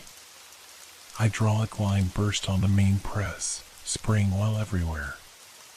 If Frank had been standing 2 feet to the left, he would have been drenched in 1,000-degree fluid. Reported it to management. Same response as always, "We'll look into it." They won't. May 3rd, production quotas increased again. Maintenance schedules shortened. When I raised concerns about machine wear, Foreman Johnson told me to worry about meeting numbers, not writing reports. Something's going to break. It's just a matter of when. I flipped forward to entries after the accident. August 20th, the company investigation is a joke. They're blaming Tom, Rob, and Danny for operator error. Anyone who worked with those men knows they were meticulous, especially Tom with his 20 years of experience. The real error was running that old press at 130% capacity with bypass safety mechanisms. September 12th, they're threatening to close the plant if we don't stop asking questions. 300 jobs at stake. Families to feed. But how can we go back to those machines, knowing what happened? Knowing it could happen again? The journal ended abruptly in October, with no resolution. I set it aside and picked up a cassette tape labeled Wheeler Family Statement, Unofficial. I found an old tape player on a nearby shelf and plugged in headphones. A woman's voice, tight with emotion but determined, filled my ears. "My name is Eleanor Wheeler, widow of Thomas Wheeler. The company claims they can't determine what caused the accident that killed my husband and his friends. They claim the damage was too extensive. That's a lie. My husband told me for months that the main hydraulic press was being run beyond safe limits. He filed 7 safety reports. 7. All lost now, according to management. The night of the accident, they were running a special order. Rushed. Double time pay for a midnight shift. Tom called me on his dinner break. His exact words were, 'This press is going to kill someone tonight.' I can feel it shaking itself apart." Those were the last words my husband ever said to me. Her voice broke, and there was a pause before she continued. "The company paid me settlement money, made me sign papers, but no amount of money brings back the dead, and no legal document can silence the truth. Those men didn't die from operator error. They died from corporate greed. And I swear, as long as that factory stands, their spirits will never rest. Tom always said that machines remember the hands that work them. That metal absorbs the sweat and blood of the people who shaped it. If that's true, then Black River remembers what happened that night. And someday, someone will make the company pay for what they did." The recording ended. I sat in silence, a chill running through me that had nothing to do with the room's temperature. Eleanor Wheeler's words echoed in my mind. Machines remember the hands that worked them. I thought of the sounds I'd heard last night. The clanking, the hiss of molten metal, the whispers. Were they memories embedded in the steel and concrete? Or something more? I dug deeper into the box, finding more letters from workers describing safety violations, more journal entries detailing management's indifference, and photographs, dozens of them. workers at their stations, family picnics, union meetings.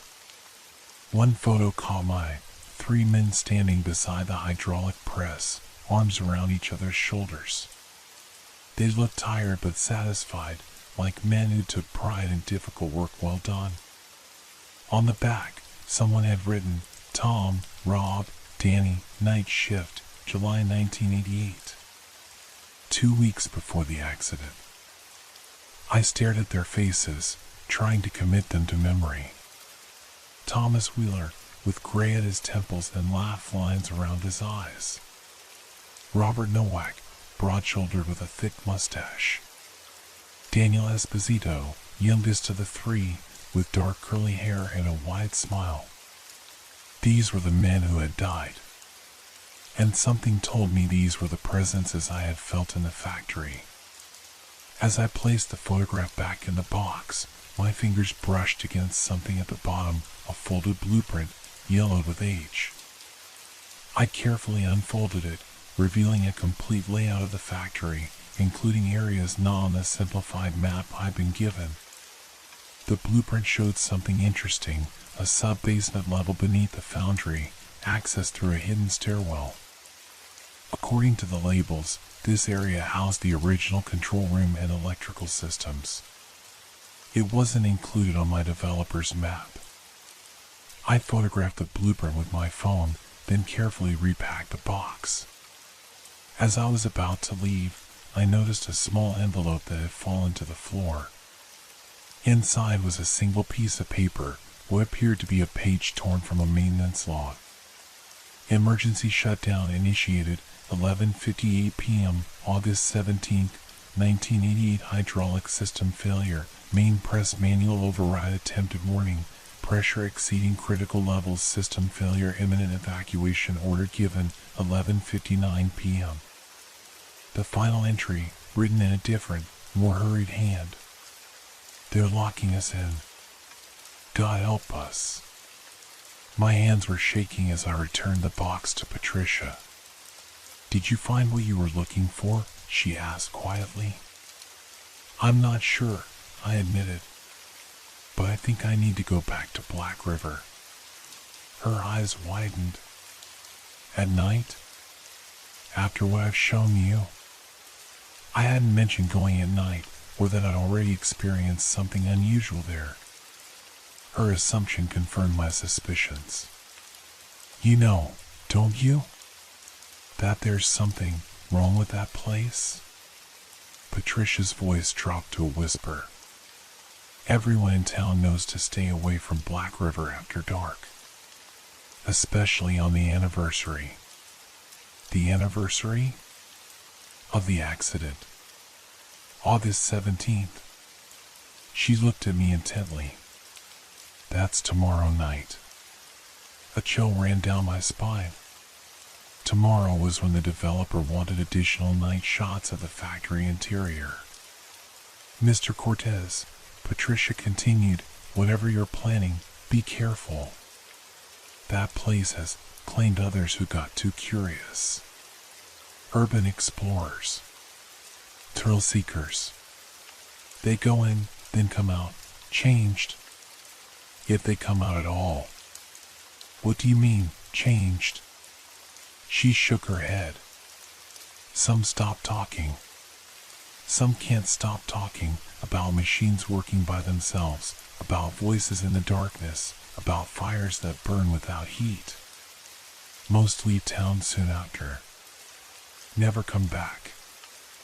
I thanked her for her help and walked to my car on unsteady legs.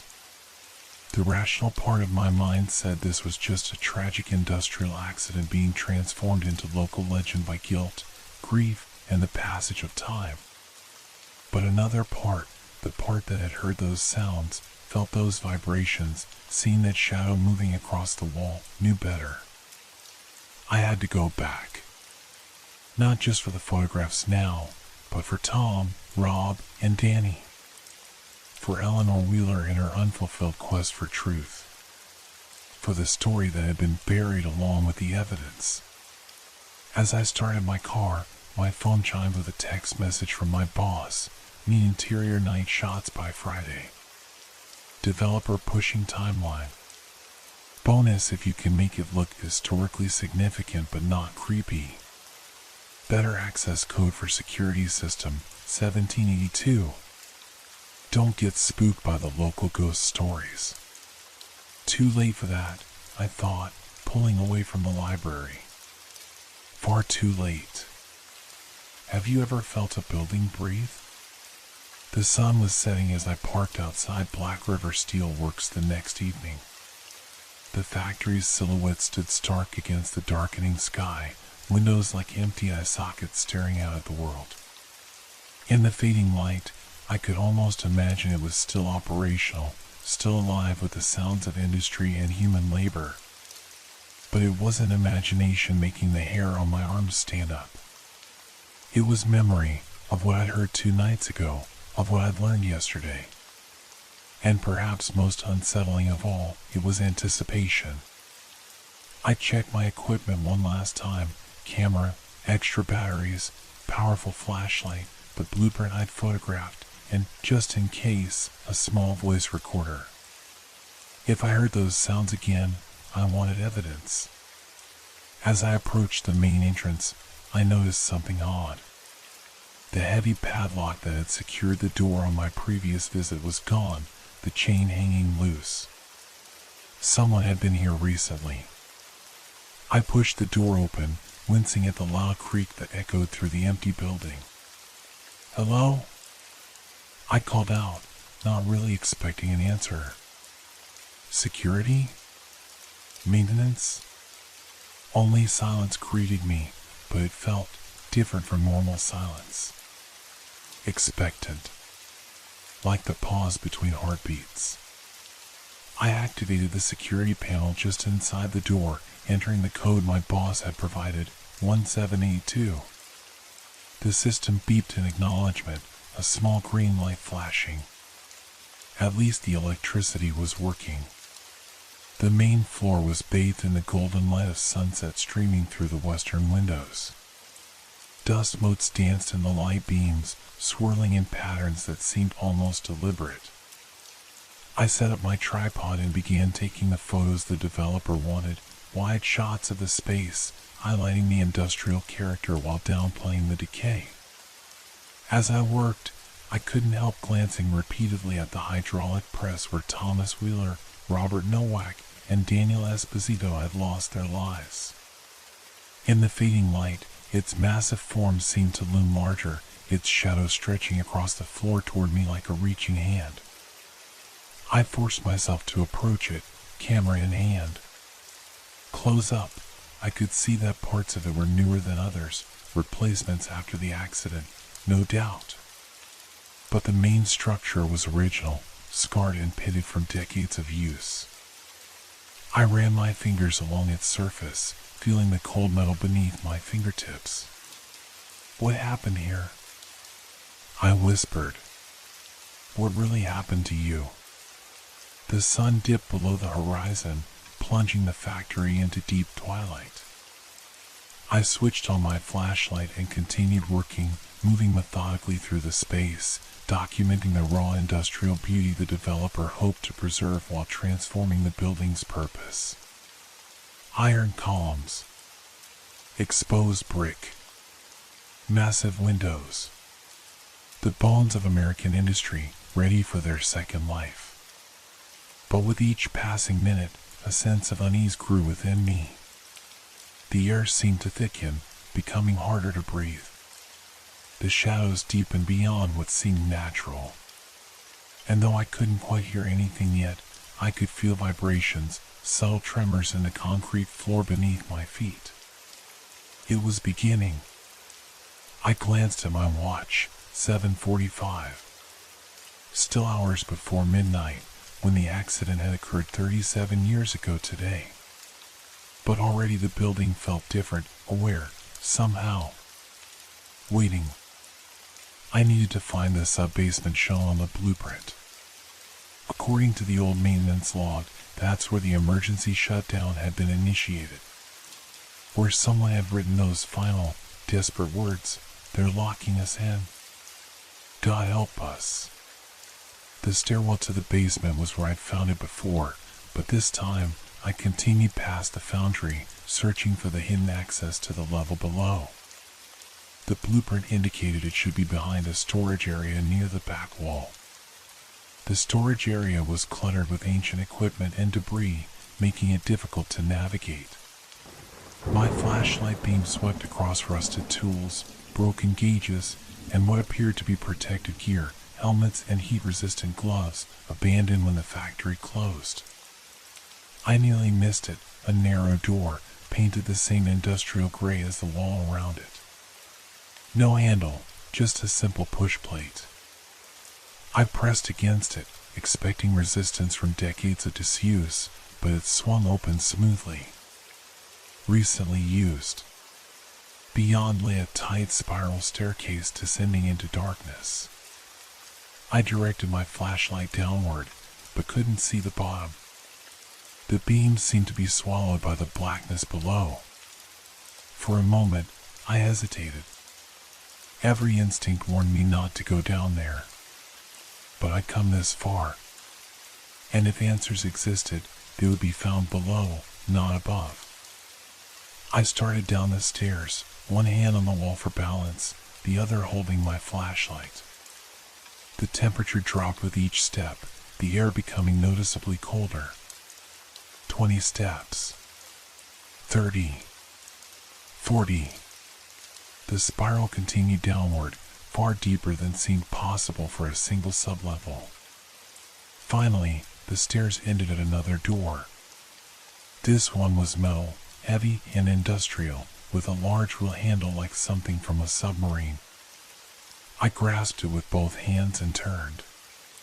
It moved easily, too easily, and the door swung inward with barely a sound. The control room beyond was surprisingly intact. Banks of equipment lined the walls, dials, switches, levers, displays. Ancient computer terminals with green phosphor screens. Everything covered in a thin layer of dust, undisturbed for decades. Except, not everything. A clear path had been wiped through the dust on the main control panel. Recent footprints marked the floor. Someone had been here, possibly within the last few days. I approached the main console, my flashlight revealing labels and indicators that corresponded to different factory systems: hydraulics, electrical, heating, cooling, ventilation. And there, in the center, a large red lever beneath a sign, "Emergency Shutdown." The same lever I had seen in the foundry 2 nights ago, or at least, its twin. This must be the master control, from which all factory systems could be monitored and operated. I set my camera on a nearby surface and took out my voice recorder, speaking quietly into it. August 17th, 8:15 p.m. Sub-basement control room at Black River Steel Works. Signs of recent activity.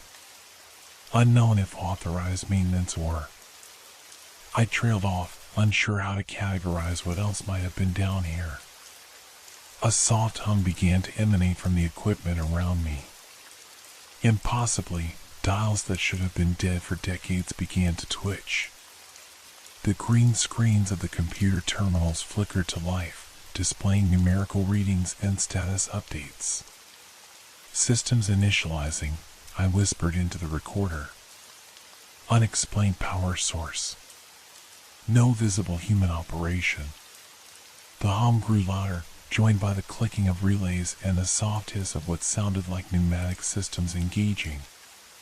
Above me, the ceiling lights, industrial fixtures I hadn't even noticed in the darkness, began to glow faintly, casting a sickly green pallor over the room. My skin prickled with goosebumps that had nothing to do with the cold. This wasn't some kind of residual haunting, some echo of past events playing out like a recording. This was active. Responsive. The factory was waking up around me. On one of the screens, text began to appear, one character at a time, as if someone were typing. System override detected. Manual control disabled. Production quota must be met. Safety protocols. Bypass warning. Critical pressure levels approaching. The same warnings that would have appeared 37 years ago, just before the accident. I backed away from the console, my breath coming in short gasps. This wasn't possible. None of this was possible. A movement caught my eye, a shadow passing behind me, reflected in the dark glass of a screen. I spun around, flashlight beam cutting through the dimness, but saw nothing. Just empty space and dust. Is someone here? My voice sounded small, swallowed by the humming machinery. Thomas? Robert? Daniel? The lights flickered, dimming and brightening in a pattern that seemed almost responsive, as if acknowledging my recognition of the names. From somewhere above came the sound I had been both dreading and expecting, the rhythmic clanking of the hydraulic press, beginning its cycle. Clang, clang, clang. On the screens, new text appeared. They locked US and they knew it would fail. They let US die. They buried the truth. They are coming back. The last line made my blood run cold. Who was coming back? The developers? The original company executives? Or something else entirely? I needed to get out, to escape before whatever was happening reached its climax. I turned toward the door and froze. A figure stood in the doorway. A man, silhouetted against the darkness of the stairwell beyond. His outline was blurry, indistinct, as if viewed through heat waves rising from hot asphalt. But I could make out a hard hat, work clothes, and what appeared to be severe burns covering one side of his face. Who are you? I managed, my voice barely above a whisper. The figure didn't respond. Instead, it raised an arm, pointing not at me but past me, toward the main console, toward the emergency shutdown lever. I understood.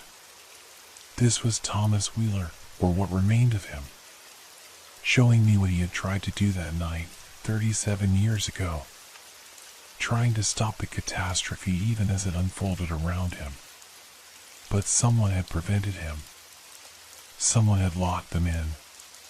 The figure flickered, like an image on a damaged film, then disappeared. In its place, words seemed to form in the darkness, not spoken but somehow projected directly into my mind. Finish what I started. The entire control room was coming to life now, dials spinning wildly, screens flashing warnings, alarm buzzers sounding. The noise from above grew louder, not just the hydraulic press now, but conveyor belts, stamping machines, the foundry furnaces. The entire factory awakening to relive its final, fatal moments. I turned back to the console, understanding what I needed to do. The emergency shutdown lever gleamed red in the pulsing light. I reached for it, wrapping my fingers around the cold metal. As I did, the temperature in the room plummeted. My breath clouded in front of my face. The lights dimmed further, casting the room in shadow. And on the far wall, 3 distinct silhouettes appeared, 3 men, watching, waiting. One tall and broad, one of medium build, one smaller and younger. Wheeler, Nowak, and Esposito. Witnessing my recreation of their final moments. I pulled the lever. For an instant, nothing happened. Then, with a deafening roar, all systems shut down simultaneously. The screens went dark. The humming stopped. The distant clanking ceased. Complete silence fell, heavy and absolute. But only for a moment. From somewhere above came a new sound, a deep, agonized groaning, like metal under immense strain. The floor beneath my feet began to tremble. Dust rained down from the ceiling. On the wall, The three silhouettes remained, but they were changing, becoming more distinct, more solid. I could see their faces now, matching the photographs I'd found. Thomas Wheeler at the center, his expression grim but determined. He nodded once, then raised his arm again, pointing not at the console this time, but at the door. Get out. Now. I didn't need to be told twice. I grabbed my camera and recorder and ran for the exit, not looking back. The spiral staircase seemed to stretch before me, each step taking me nowhere. The groaning sound grew louder, accompanied now by sharp cracks and the screech of tearing metal. The factory was collapsing, or transforming. Either way, I didn't want to be inside when the process completed. I finally reached the main floor, gasping for breath. What I saw there stopped me in my tracks. The vast space was no longer empty. Ghostly figures moved among the machinery, dozens of them, workers in period clothing, operating equipment that was simultaneously there and not there, visible and invisible. And the equipment itself, it seemed to exist in two states at once. Broken and rusted in the present, but also whole and operational in some parallel reality that was bleeding into our world. The hydraulic press at the center was surrounded by a nimbus of blue-white energy, pulsing like a massive heartbeat. Near the press stood three distinct figures, more solid than the others, more present. Wheeler, Nowak, and Esposito, watching me. Wheeler raised his hand in what might have been a salute or a warning. Then, as one, all the spectral workers turned to look at the main entrance. Their expressions changed from concentration to alarm. Some began to run toward the doors, others away from them.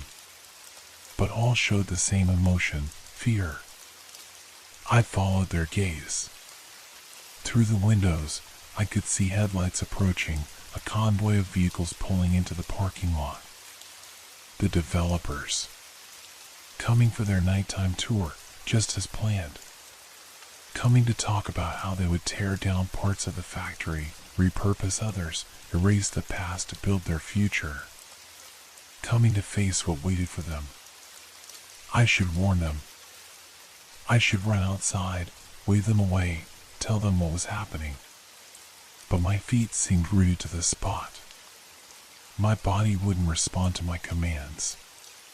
And somehow, I knew this wasn't my story to interrupt. This was between those who had died here and those who now sought to profit from the ground sanctified by their blood. As the first vehicle doors began to open outside, the factory around me transformed completely. Rust vanished. Broken windows became whole. Dust disappeared. For one brilliant moment, Black River Steel Works existed as it had at its peak, a cathedral of industry, a monument to human ingenuity and labor. Then everything went dark. Can the living make amends for the sins of the past? I awoke to the sound of sirens and the red-blue flash of emergency lights. I was lying on cold ground outside the factory, my camera and recorder beside me. A paramedic was leaning over me, checking my pupils with a pen light. "He's coming around," she called to someone I couldn't see. "Sir, can you hear me? Do you know your name?" "Michael," I managed, my voice hoarse as if I'd been screaming. "Michael Cortez. Do you remember what happened, Michael?" I tried to sit up, but a wave of dizziness forced me back down. The factory. Where are the developers? The people who were arriving? The paramedic exchanged a glance with a police officer who had appeared beside her. "Sir, there was no one else here when we arrived. Just you, unconscious in the parking lot." "That's impossible." I saw their headlights. They were pulling in just as. Just as what? The memories were jumbled, dreamlike. The control room. The spectral workers. The three men, the factory transforming around me. Had I imagined it all? What time is it? I asked. Just after midnight, the officer replied. Security company got an alert that someone pulled the emergency shutdown lever in the old control room. When that guy arrived to check it out, he found you unconscious out here. Midnight. The exact time of the accident, 37 years ago. The factory, I said, struggling again to sit up. Did anything happen to it? The paramedic helped me into a sitting position, and I got my first clear view of Black River Steelworks. The building stood as it had before, abandoned, decaying, but intact. No collapse. No transformation. No ghostly workers visible through the windows. It's the same old death trap it's always been, the security guard said, stepping forward. He was an older man, heavy-set, with a face that had seen too many late nights. Though I don't know why you were messing with equipment in the sub-basement. That area's been sealed off for decades. Not even on the current plans. But I was just there, I insisted. The door was open. The systems were activating. The guard shook his head. Impossible. That stairwell was filled with concrete back in '89 after the accident investigation. There's no way down there anymore. I stared at him, trying to process what he was saying. But I saw it. I was there. The paramedic patted my arm. You might have a concussion. Sometimes they cause vivid hallucinations. She helped me to my feet. We should get you to the hospital for observation. I nodded, still trying to make sense of what had happened. As they led me toward the ambulance, I glanced back at the factory. For an instant, just a split second, I thought I saw three figures standing at one of the upper windows, watching me. Then they were gone, and it was just broken glass reflecting the emergency lights. The hospital kept me overnight for observation. No concussion, they concluded, but my body showed signs of extreme stress, elevated heart rate, high blood pressure, unusual brainwave activity during sleep. They attributed it to anxiety and possibly a panic attack while inside the factory. I didn't argue. How could I explain what I'd experienced? That I had somehow accessed a place that had been physically inaccessible for decades? That I had witnessed the ghosts of dead workers reliving their final moments? That I had pulled an emergency shutdown lever that, according to the security guard, no longer existed? They discharged me the next morning with a recommendation to follow up with my primary care doctor. As I waited for a taxi in the lobby, I checked my phone for the first time since entering the factory. 23 missed calls from my boss. 7 increasingly frantic voicemails. I listened to the most recent one. Michael, where the hell are you? The clients are furious. They were waiting for over an hour last night. If you've bailed on this job, you're done. Call me back immediately. So the developers had arrived for their tour, just as planned. But they hadn't seen me. Hadn't seen anything unusual at the factory. Just an empty building and a no-show photographer. What had happened to the time between seeing their headlights and waking up in the parking lot? Where had I been during those missing hours? And more importantly, what had the spirits of Wheeler, Nowak, and Esposito shown the developers during that time? My taxi arrived, and I asked the driver to take me to the local newspaper office rather than my hotel. I needed answers, and I suspected yesterday's events were just the beginning. The Black River Chronicle occupied a small brick building downtown, its facade proudly proclaiming serving our community since 1923. Inside, the reception area was empty except for a young woman behind the desk. I'm looking for information about something that might have happened at the old steelworks last night, I explained. Emergency vehicles, possibly an accident? She frowned. The factory? Nothing happens there except teenagers breaking in occasionally. She studied my face. Hey, aren't you the photographer who passed out there last night? My boyfriend's on the EMS crew. Said you were talking about ghosts or something. I felt my face flush. I'm just trying to piece together what happened. Well, nothing happened at the factory. The big news is about the development deal falling through. She pushed a copy of the morning paper across the desk. Front page. I stared at the headline, Luxury Loft Project Cancelled. Developers cite insurmountable site issues. The article described how the development company had abruptly withdrawn from the project after last night's scheduled site visit. Their official statement mentioned structural concerns and environmental issues that made the conversion financially unfeasible. The company's CEO was quoted as saying they respected the history and legacy of Black River Steelworks too much to compromise its integrity. Reading between the lines, I sensed there was more to the story than structural concerns. Something had happened during their visit, something they weren't willing to discuss publicly. I thanked the receptionist and headed back out to the street, my mind racing. Whatever the developers had experienced had been significant enough to make them walk away from a multi-million-dollar project overnight. Had they seen what I had seen? Felt what I had felt? Or had the spirits of Black River shown them something else entirely? My phone rang, my boss again. I answered, bracing myself for the tirade. What the hell happened last night, Cortez? He demanded without preamble. The clients are talking about ghosts and accidents and cover-ups. They've canceled the entire project. We're out a 6-figure contract because you apparently led them into some kind of, what are they calling it?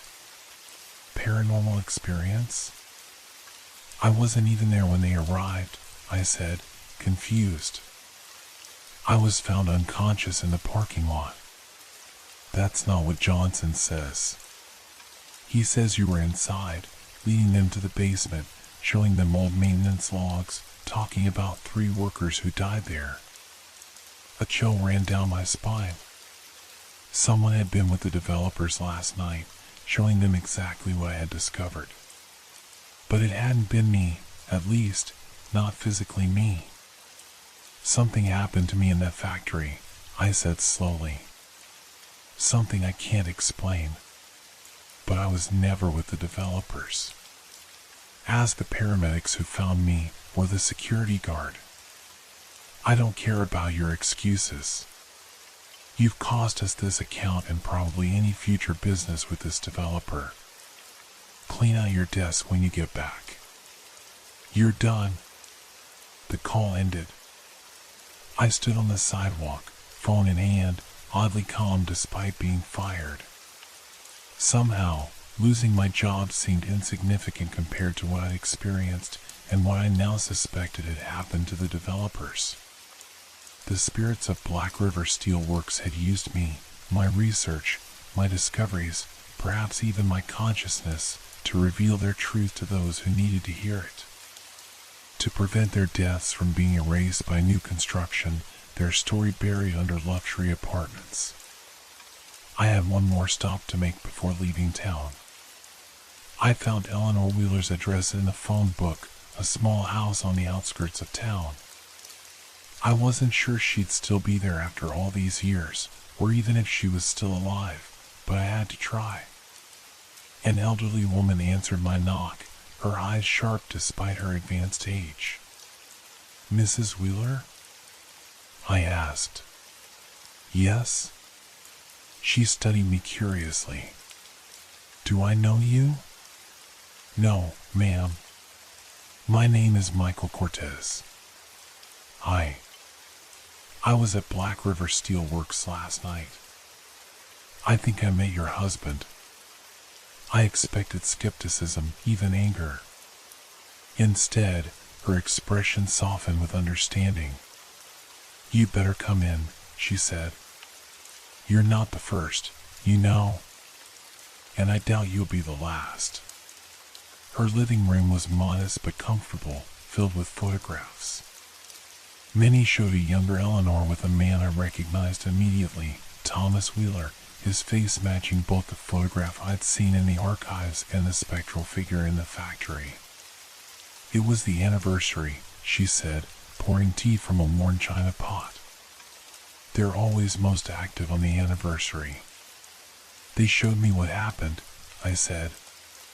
"They used me somehow to show the developers too." Eleanor nodded. "Tom and the others, they're not vengeful, not really. They just want the truth remembered. Want people to know they didn't die from carelessness or operator error." She sipped her tea. "The company tried to bury what happened. Literally filled in the control room with concrete to hide the evidence. But some things can't be buried. The developers have canceled their project," I told her. "Whatever they saw last night changed their minds." "Good." She set down her cup with a decisive click. "That place was built with blood and sweat. It should remain as a monument, not be turned into overpriced apartments." "But what about the spirits?" I asked. "Your husband, the others. Are they trapped there?" Eleanor smiled sadly. "They're not trapped, Mr. Cortez. They're standing guard, making sure no one else suffers what they suffered. Making sure the company's lies don't become the final word. But now that the development is canceled, will they rest?" She shook her head. "Someone else will come along eventually. Another developer. Another plan to erase the past. And when they do," she gestured at me, "well, there will be another like you. Someone open to the truth, willing to listen to what the dead have to say." I stayed with Eleanor Wheeler for another hour, listening to her stories about Thomas and the others, about their lives rather than just their deaths. As I prepared to leave, she pressed something into my hand, a small, worn object that I recognized as a machine part, possibly from the hydraulic press. "Tom carried this as a good luck charm," she said. "Found it during maintenance one day, kept it because its shape reminded him of a heart. Said it was the heart of the factory." Her eyes met mine. "I think you should have it now. A reminder that every machine has a human story behind it." I closed my fingers around the metal piece, feeling its weight, its solidity. "Thank you," I said simply. As I walked back to my hotel, I realized that despite losing my job, despite the terror I'd experienced, I felt strangely at peace. I had helped bring truth to light. Had helped 3 men find a measure of justice decades after their deaths. What would I do now? I wasn't sure. But I had a feeling that Black River Steel Works wasn't done with me yet. That there were other forgotten industrial tragedies, other voices that needed to be heard. Other stories buried beneath rust and concrete, waiting for someone to listen. That night, I dreamed of the factory again. But this time, I wasn't afraid. I walked through the silent machinery, past the hydraulic press, down to the control room that no longer physically existed. Wheeler, Nowak, and Esposito were waiting for me. "There are others," Wheeler said, his voice clear in my mind. "Others like us. Will you help them too?" I woke with the first light of dawn, the metal heart clutched in my hand, and knew what my answer would be. Why do the dead return, if not to teach the living? 3 months after my experience at Black River Steel Works, I found myself standing outside another abandoned factory, this one in Pittsburgh, Pennsylvania. Like Black River, it bore the scars of America's industrial decline. Unlike Black River, its tragedy was largely forgotten. I checked my camera equipment and the small digital recorder I now carry everywhere. In my pocket, I felt the reassuring weight of Thomas Wheeler's metal heart, my talisman, my reminder of why I was doing this. After losing my job at the architectural photography firm, I had spent weeks researching similar industrial accidents. Places where workers had died, where questions remained unanswered, where the official story didn't match the evidence. Places that might harbor spirits with unfinished business. I had started a blog, Industrial Ghosts, documenting what I found. It had begun as a personal project, a way to process what I had experienced. But it had quickly gained followers, first dozens, then hundreds, then thousands. People sent me tips, old newspaper clippings, family stories. Many had lost loved ones in workplace accidents. Others were former workers themselves, carrying the burden of secrets they had been paid or threatened to keep. Eleanor Wheeler had been right. Black River wasn't an isolated incident. Across America, the ruins of our industrial past held similar stories of corners cut, of safety measures ignored, of lives sacrificed for profit. And sometimes, of those who returned to ensure their stories wouldn't be forgotten. "You the ghost hunter?" The voice startled me from my thoughts. A security guard approached, an older man with the weathered look of a former steel worker. "Kevin called about you. Said you had permission to look around." Kevin Lewis was the son of a man who had died here in 1991. He had reached out after reading my blog, asking if I would investigate his father's death, officially ruled an accident, but surrounded by suspicious circumstances. "I'm not really a ghost hunter," I explained, showing him my press credentials. "I now work freelance for an online magazine focusing on labor history. I'm a photographer and journalist. I document forgotten industrial accidents." The guard nodded, studying my face. "You've seen them, haven't you? The ones who don't leave when the whistle blows." I met his gaze steadily. "Sometimes." He handed me a set of keys. "Main entrance. Electrical room. Upper floors. Don't go into the west wing, floor's too unstable." He hesitated. "Whatever you find in there, some stories need telling." I thanked him and headed inside, feeling the familiar tightening in my chest that came with entering these spaces. Part anticipation, part dread. Since Black River, I had developed a sensitivity to places where the veil between past and present, living and dead, seemed thinnest. I could feel it here, that same heaviness in the air, that sense of watchful presence. The interior was much like other abandoned factories I documented, vast spaces, rusting machinery, debris scattered across concrete floors. But as I moved deeper inside, camera in hand, I began to notice differences. Unusual patterns in the dust. Areas that seemed disturbed, as if by recent activity. Writing on walls that appeared fresh, not decades old. I photographed everything methodically, working my way toward the blast furnace where James Lewis had died. According to news reports, he had fallen into the furnace while conducting maintenance, a tragic accident resulting from his own carelessness. But his son Kevin told a different story. Of pressure to cut corners on safety protocols. Of his father raising alarms about inadequate equipment. Of threats from management when he talked about unionizing. Of suspicious timing, his death occurring one day before he was scheduled to speak to OSHA investigators. The blast furnace area was cordoned off with faded yellow caution tape. Danger, and all entry signs hung from rusted chains.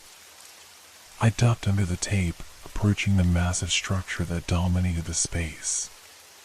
Even cold and dormant for decades, it radiated a presence, like a sleeping beast that could awaken at any moment.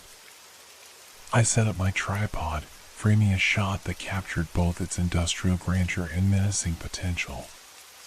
As I worked, I felt a sudden drop in temperature. My breath frosted in the air. The metal heart in my pocket grew warm, a warning sign I had come to recognize. "James Lewis?" I called out, my voice echoing in the vast space. "I'm here because of your son.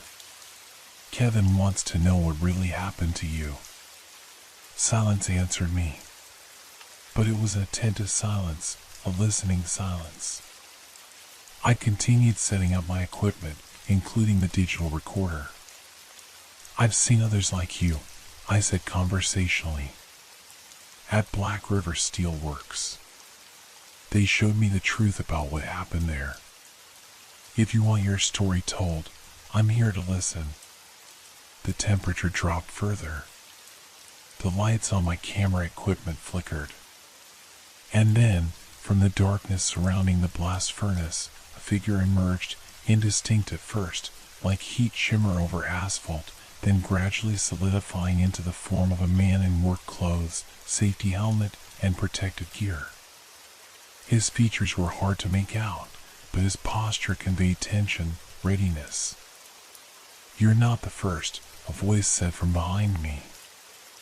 I turned to find the security guard standing in the doorway, watching the spectral figure with no surprise. "Others have come looking," the guard continued. "Reporters. Investigators. Even a team of ghost hunters with their fancy equipment. None of them saw anything. None of them heard anything."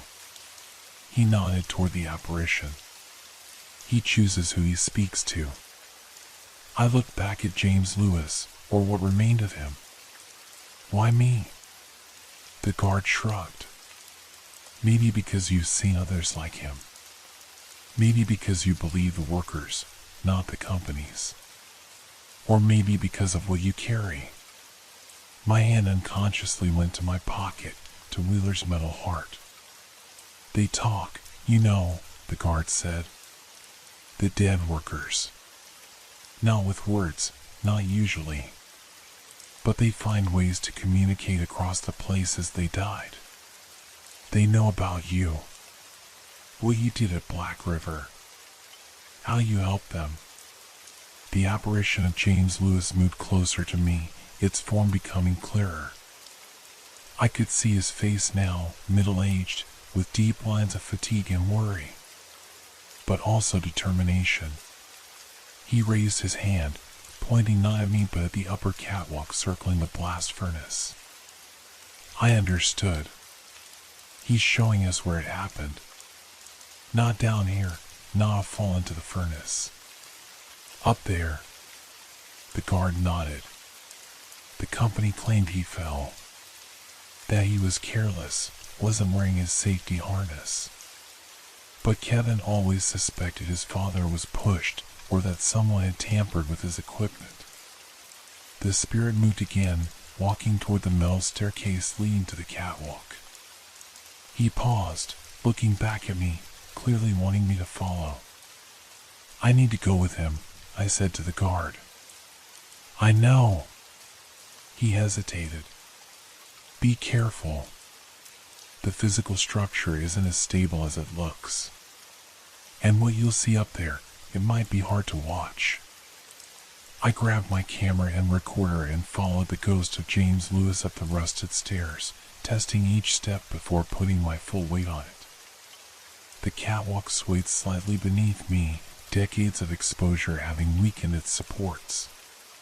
Below, the open mouth of the blast furnace waited, a dark pit that had consumed a man's life and truth. Lewis led me to a specific section of the catwalk, then turned and pointed at a connection joint where the safety railing attached to the main structure.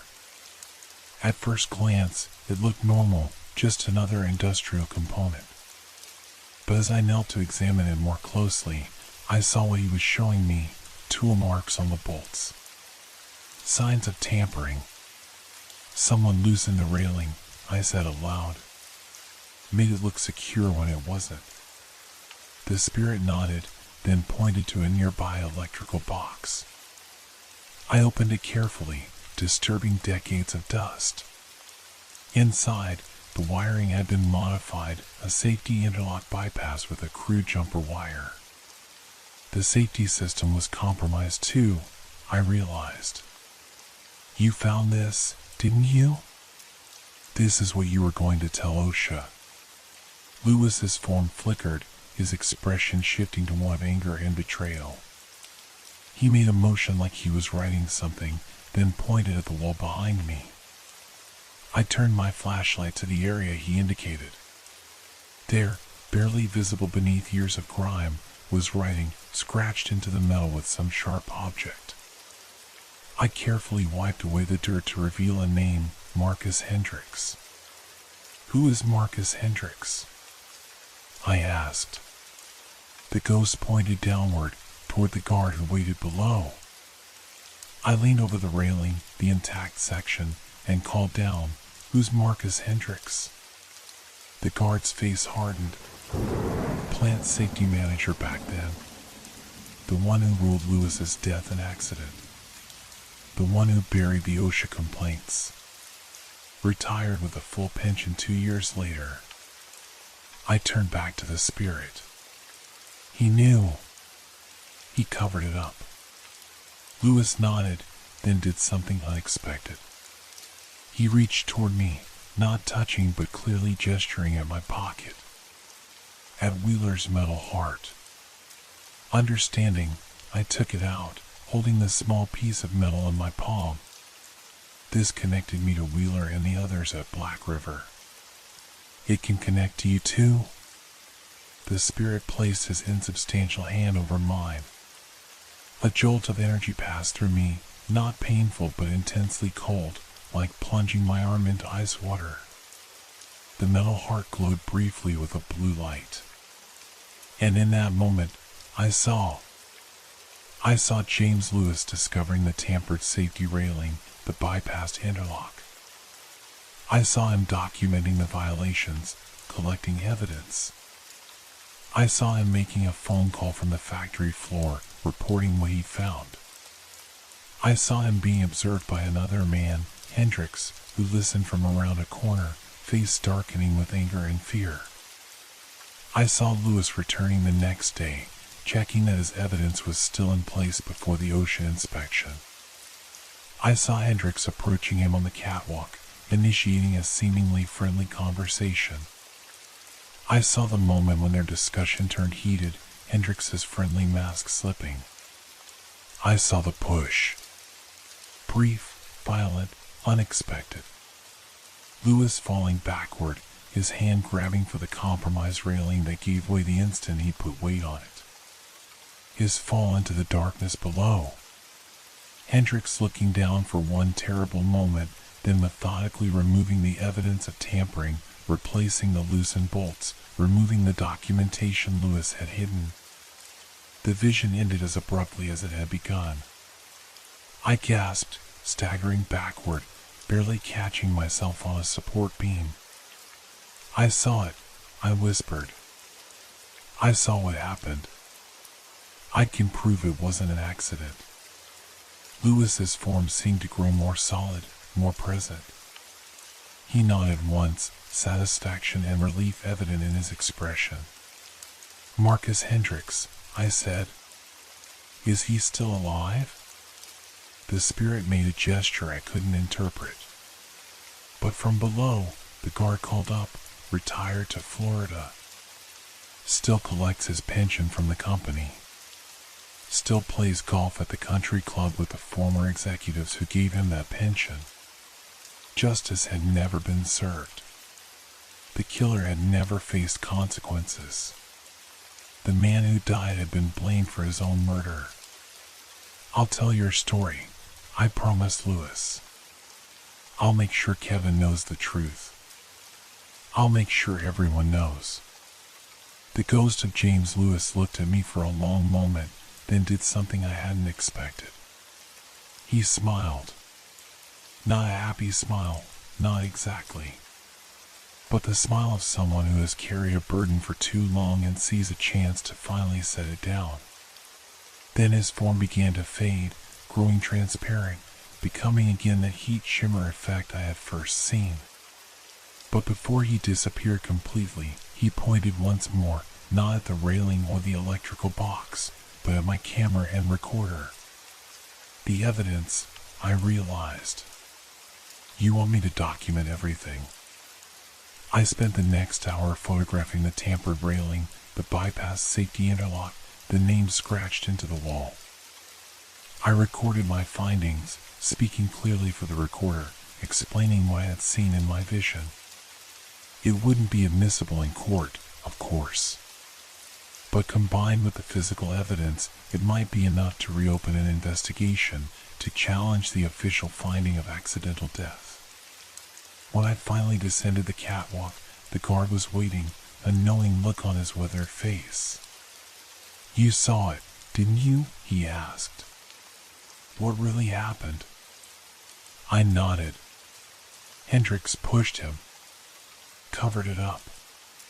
Let Lewis's family believe he was careless, that he caused his own death. The guard wasn't surprised.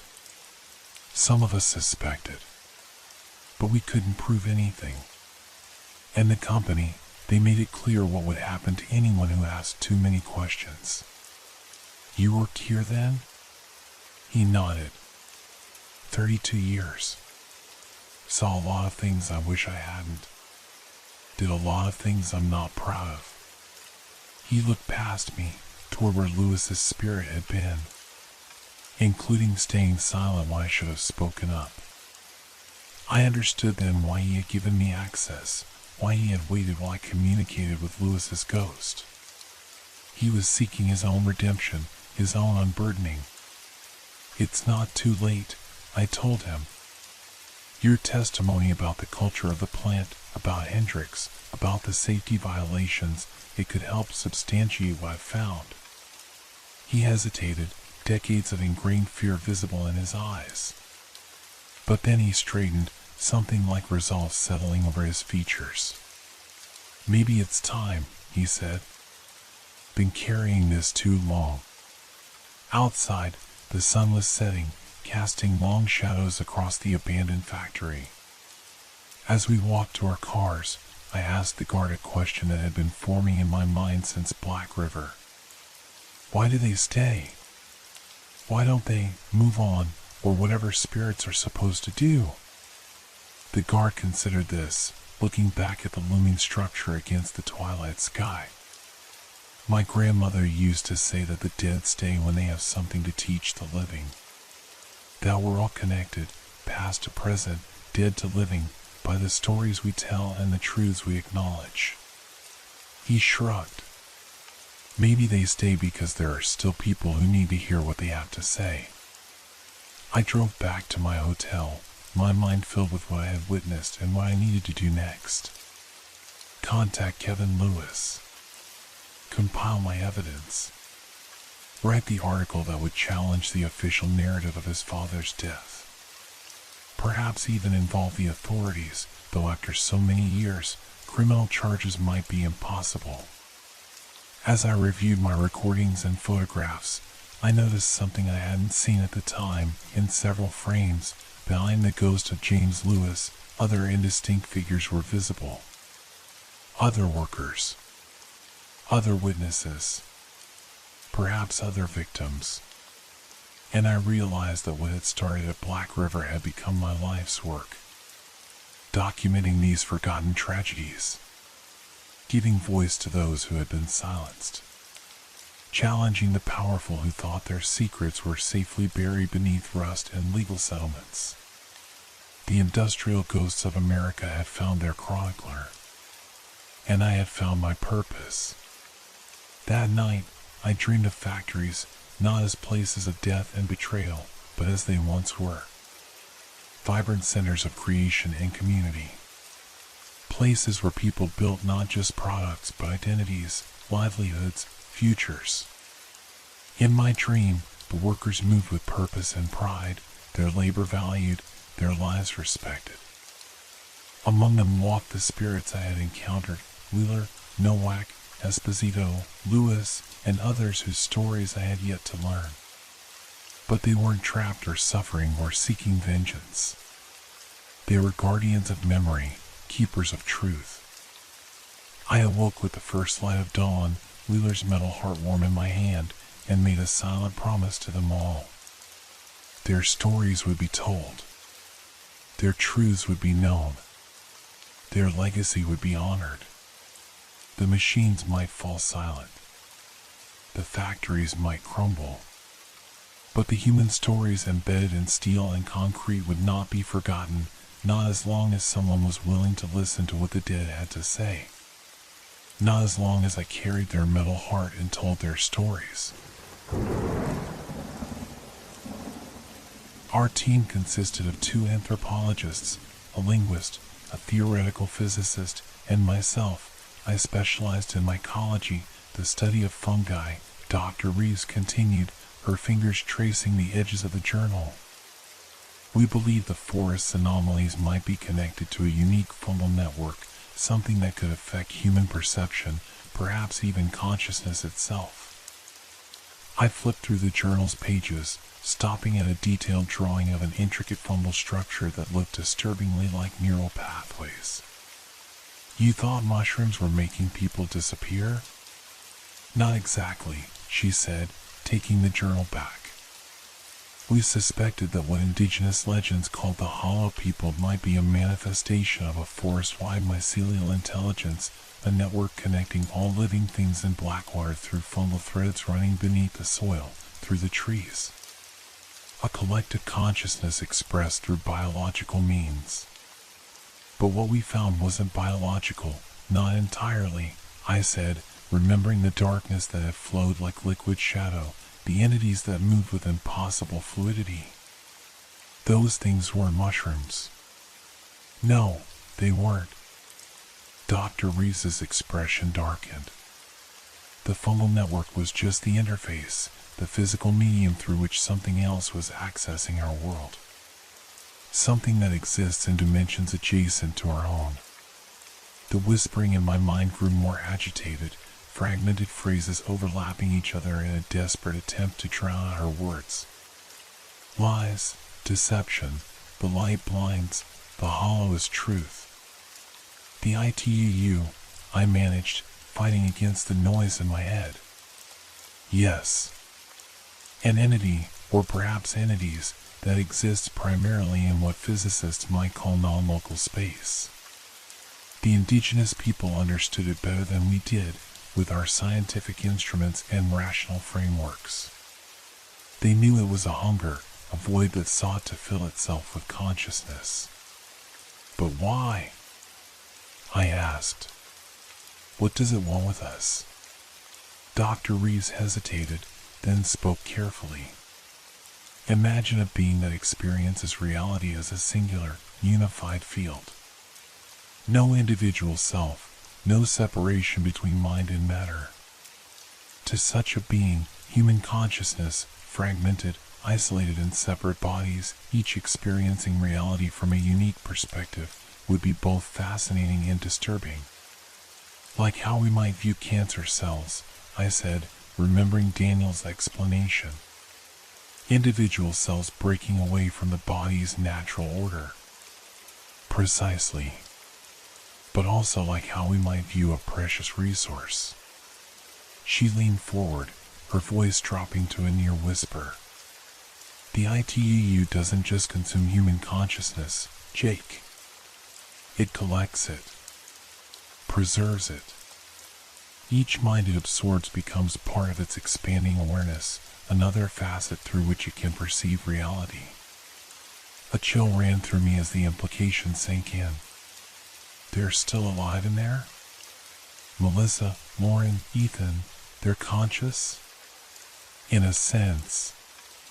Not as individuals, not exactly.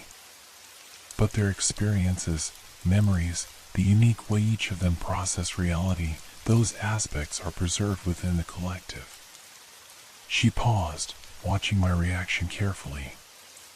That's what your friend Alex meant. They're part of something larger now. The thought was both horrifying and, in some deeply disturbing way, almost alluring. To be free from isolation, to share in a vaster consciousness.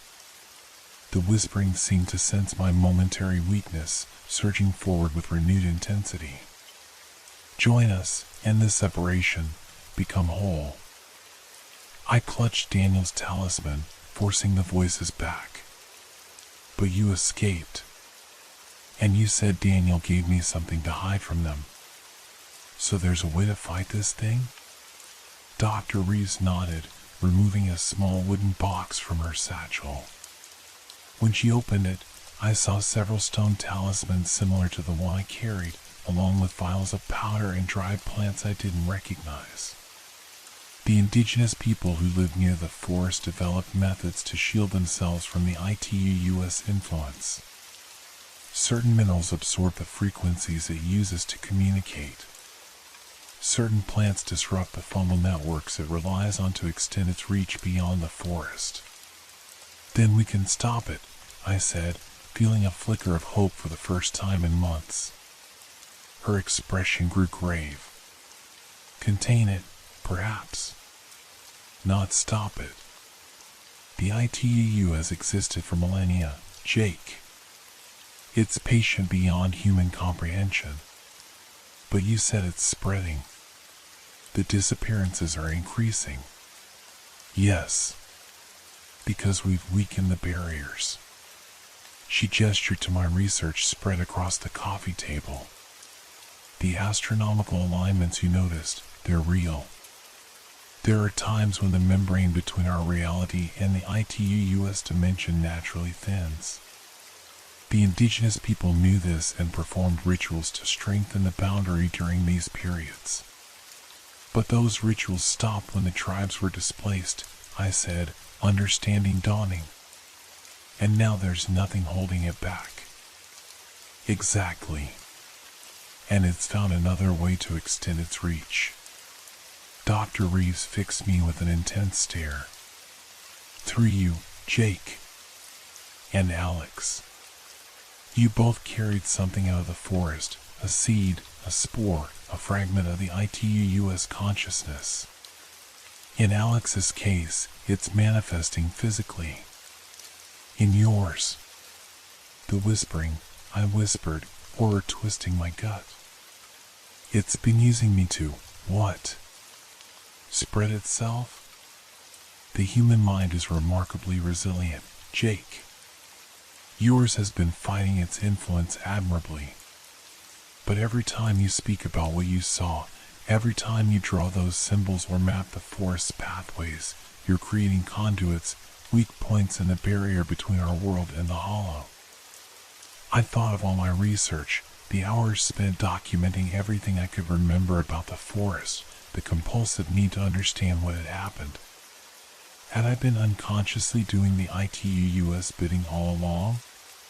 What about Alex? I asked, dreading the answer. Can you help him? Dr. Reeves' silence told me everything I needed to know. It's too late for him, she confirmed gently. The transformation is too advanced. But it's not too late for you, and it's not too late to contain the breach. How? First, we need to seal your connection to the ITU. From her box, she removed a small cloth pouch and handed it to me. These herbs need to be burned while you wear the talisman. The smoke will help disrupt the psychic link it's established with you. As I took the pouch, the whispering erupted into a symphony of rage and desperation. Deceiver. Thief of souls. She will sever you from the truth. The intensity of it drove me to my knees, my vision swimming with darkness. I felt something shift inside my mind, a presence that had been lurking at the edges of my consciousness now surging forward, trying to take control.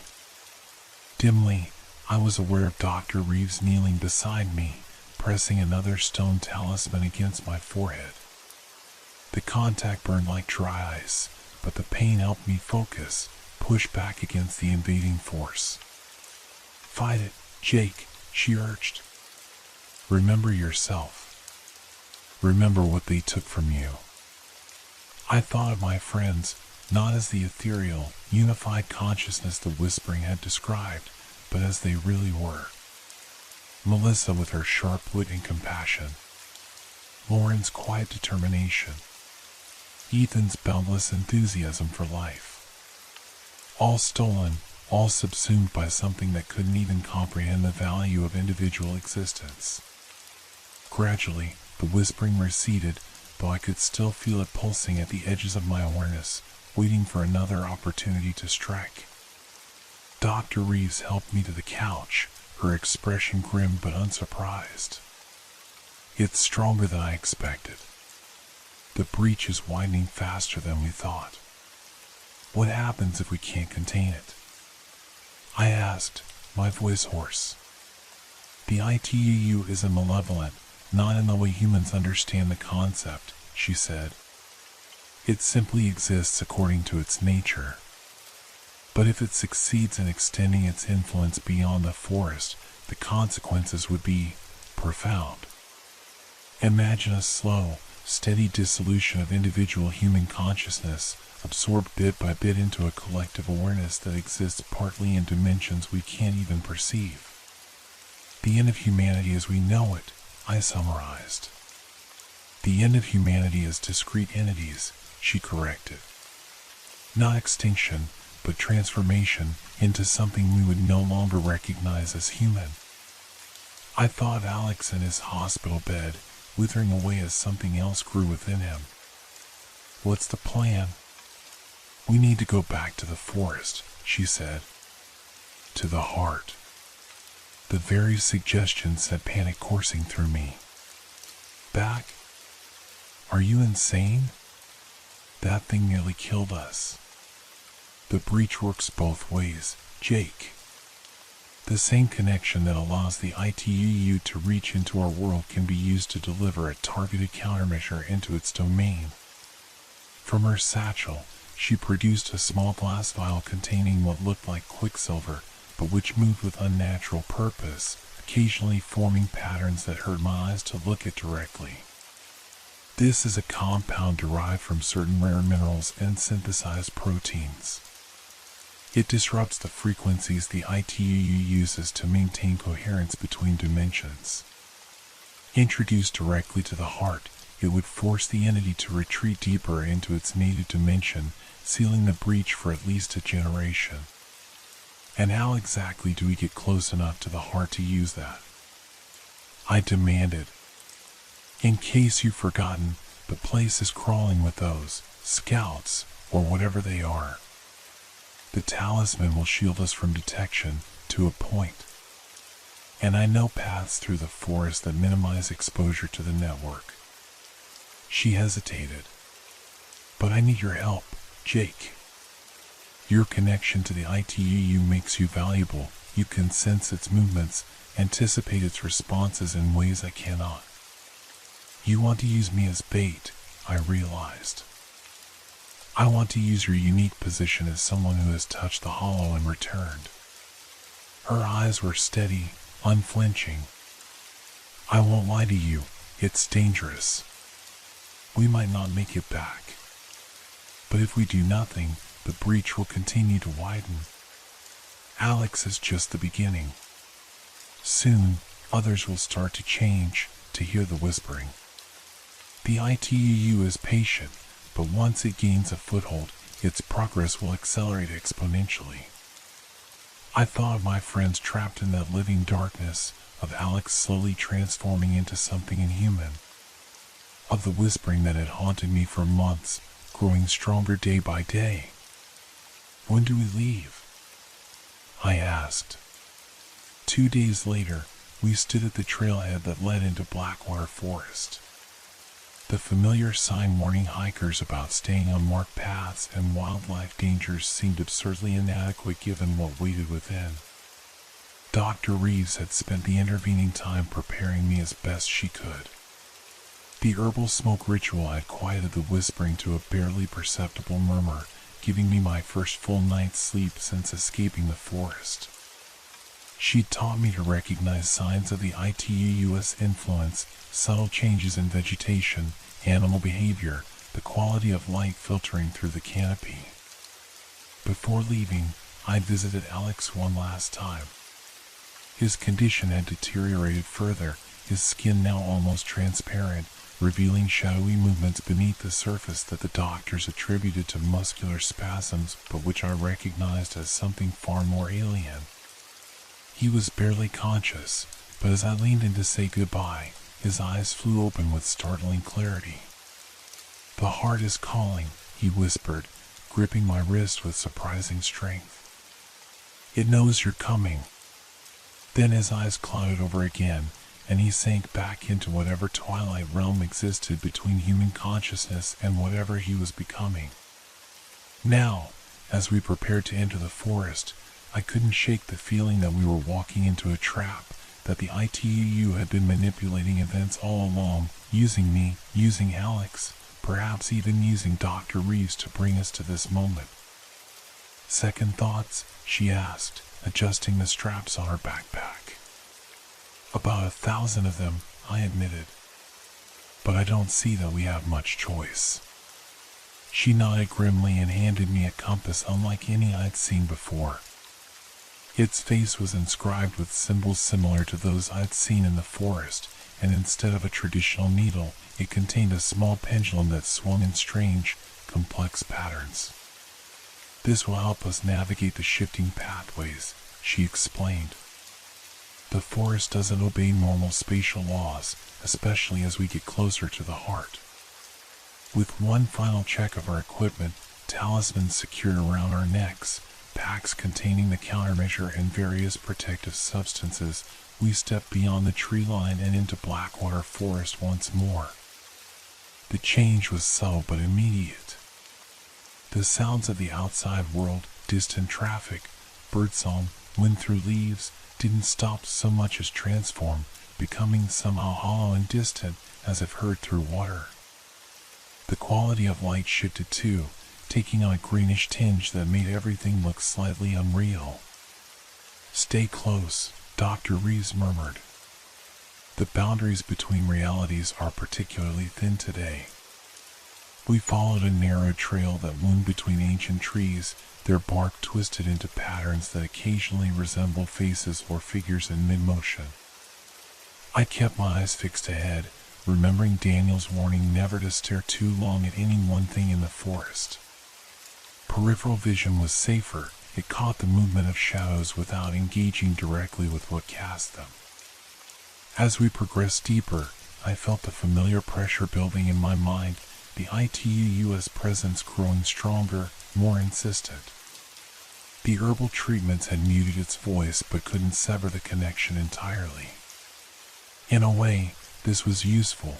I could sense when we were approaching areas of stronger influence, guiding Dr. Reeves toward paths of less resistance. We walked for what felt like hours, though the sun's position barely changed in the sky. Occasionally, we catch glimpses of the tall, thin figures moving parallel to our path, always just at the edge of visibility, never approaching directly but never falling far behind either. "They're escorting us," Dr. Reeves observed quietly, "guiding us toward the heart." "Is that a good thing or a bad thing?" I asked. "Both, perhaps. It means we're moving in the right direction, but also that the ITUU knows we're here." She adjusted her path slightly, consulting the strange compass. "It doesn't understand our intentions yet. It's curious." By late afternoon, we reached the stream with its reddish-tinged water, the same one that had saved Alex and me during our escape. Following it upstream would lead directly to the depression containing the heart. Dr. Reeves knelt by the water, carefully filling a small flask. "This water has properties that can temporarily disrupt the fungal network," she explained. "We'll need it for the final approach." As she worked, I scanned our surroundings, the hair on the back of my neck rising as I sensed we were being watched more intently now. Between the trees, I caught more frequent glimpses of the elongated figures, their movements becoming less fluid, more purposeful. "Dr. Reeves," I whispered urgently. "I think they're—" Before I could finish, the forest erupted with a sound that was not quite a scream and not quite a song, a modulating frequency that made my teeth vibrate and my vision blur. The scouts were no longer hiding their presence, stepping fully into view around us, their glowing eye slits fixed on our position. "They've recognized me," Dr. Reeves said, rising quickly. My previous escape disrupted their understanding of human capability. "They won't let me approach the heart again without intervention." She reached into her pack and removed a small clay pot. Breaking it against a rock, she released a fine powder that she quickly scattered in a circle around us. As the particles settled onto the forest floor, the scouts halted their advance, their elongated heads tilting in apparent confusion. "Iron filings mixed with salt and certain fungi that are toxic to the network," she explained. "It won't hold them for long. We need to move now." We abandoned caution, moving as quickly as possible along the stream bank toward the heart. The pulsing sound I remembered had already begun, that cosmic heartbeat that seemed to emanate from the very fabric of reality. With each pulse, the forest around us appeared to flicker, as if briefly showing us glimpses of another dimension overlaid upon our own. In these momentary glimpses, the forest was transformed. The trees were not trees but vast, towering structures of living crystal. The ground beneath our feet was a network of illuminated pathways, pulsing with information and energy. And the scouts pursuing us were revealed in their true form, not solid entities at all, but complex patterns of light and dark, mathematically perfect arrangements of something that might have been energy or information or consciousness itself. "Don't look," Dr. Reeves warned, seeing my distraction.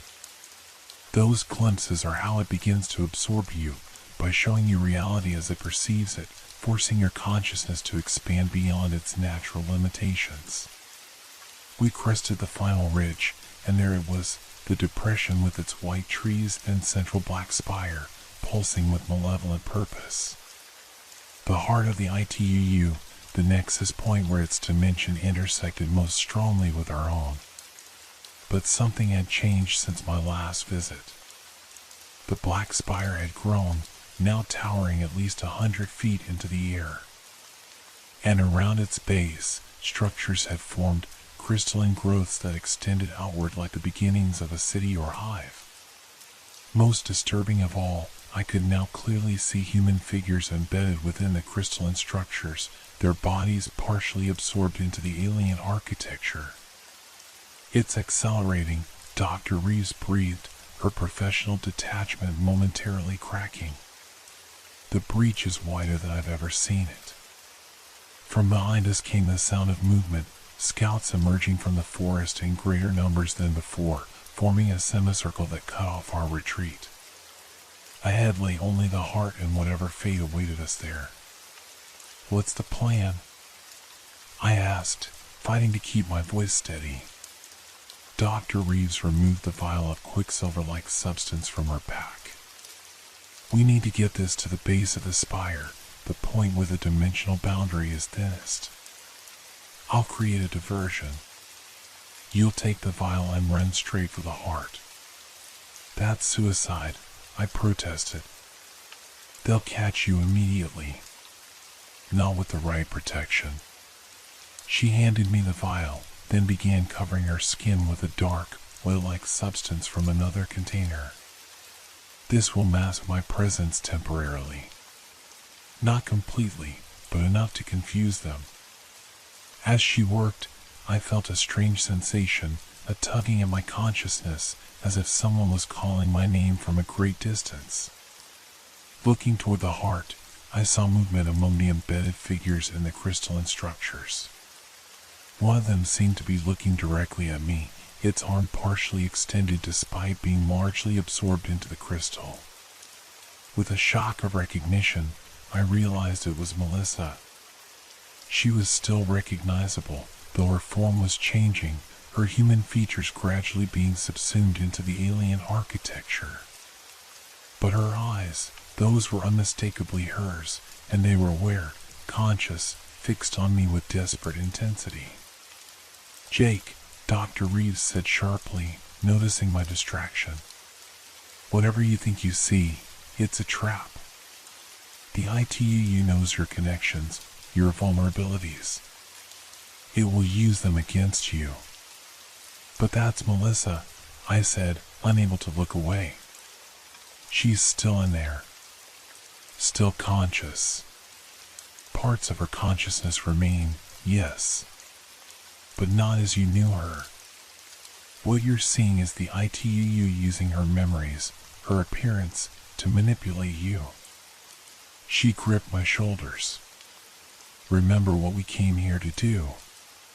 This is our only chance to seal the breach." With tremendous effort, I tore my gaze away from Melissa's trapped form. What do? I reach the spire. Pour the compound directly onto the base where it meets the ground. The reaction will be immediate and likely violent. Once it begins, run. Don't look back. Don't wait for me. Head straight for the stream and follow it out of the forest. Before I could respond, she handed me a small device that looked like a vintage pocket watch. "If I don't make it out, give this to my colleague, Dr. Anand Kapoor at Northwestern University. It contains all my research, everything we've learned about the ITUU." The finality in her voice made it clear she didn't expect to survive this mission. "Dr. Reeves?" "Elena," she corrected with a small smile. "After everything, I think we're on first-name basis, don't you?" Without waiting for a response, she uncorked another vial and splashed its contents onto the ground around us. The effect was immediate. The forest floor erupted in a cloud of spores and pollen that filled the air with a thick, obscuring haze. "Now!" she shouted, darting to the left, away from the heart. The scouts immediately reacted, the majority of them streaming after Helena as she led them on a chaotic path through the white trees. Taking advantage of their distraction, I clutched the vial of quicksilver tightly and sprinted directly toward the central spire. The air grew thicker with each step, that molasses-like resistance I remembered from before. The pulsing heartbeat sound was deafening now, each beat sending visible waves of distortion through reality itself. Through the haze, I could see more clearly the horror of what the heart truly was, not just a spire of darkness but a living conduit between dimensions, a channel through which the ITUU was gradually pouring itself into our world. And embedded within its structure were dozens, perhaps hundreds of human forms in various stages of absorption, some still recognizably human, others transformed into hybrid entities that bridged the gap between our biology and the ITUU's alien geometry.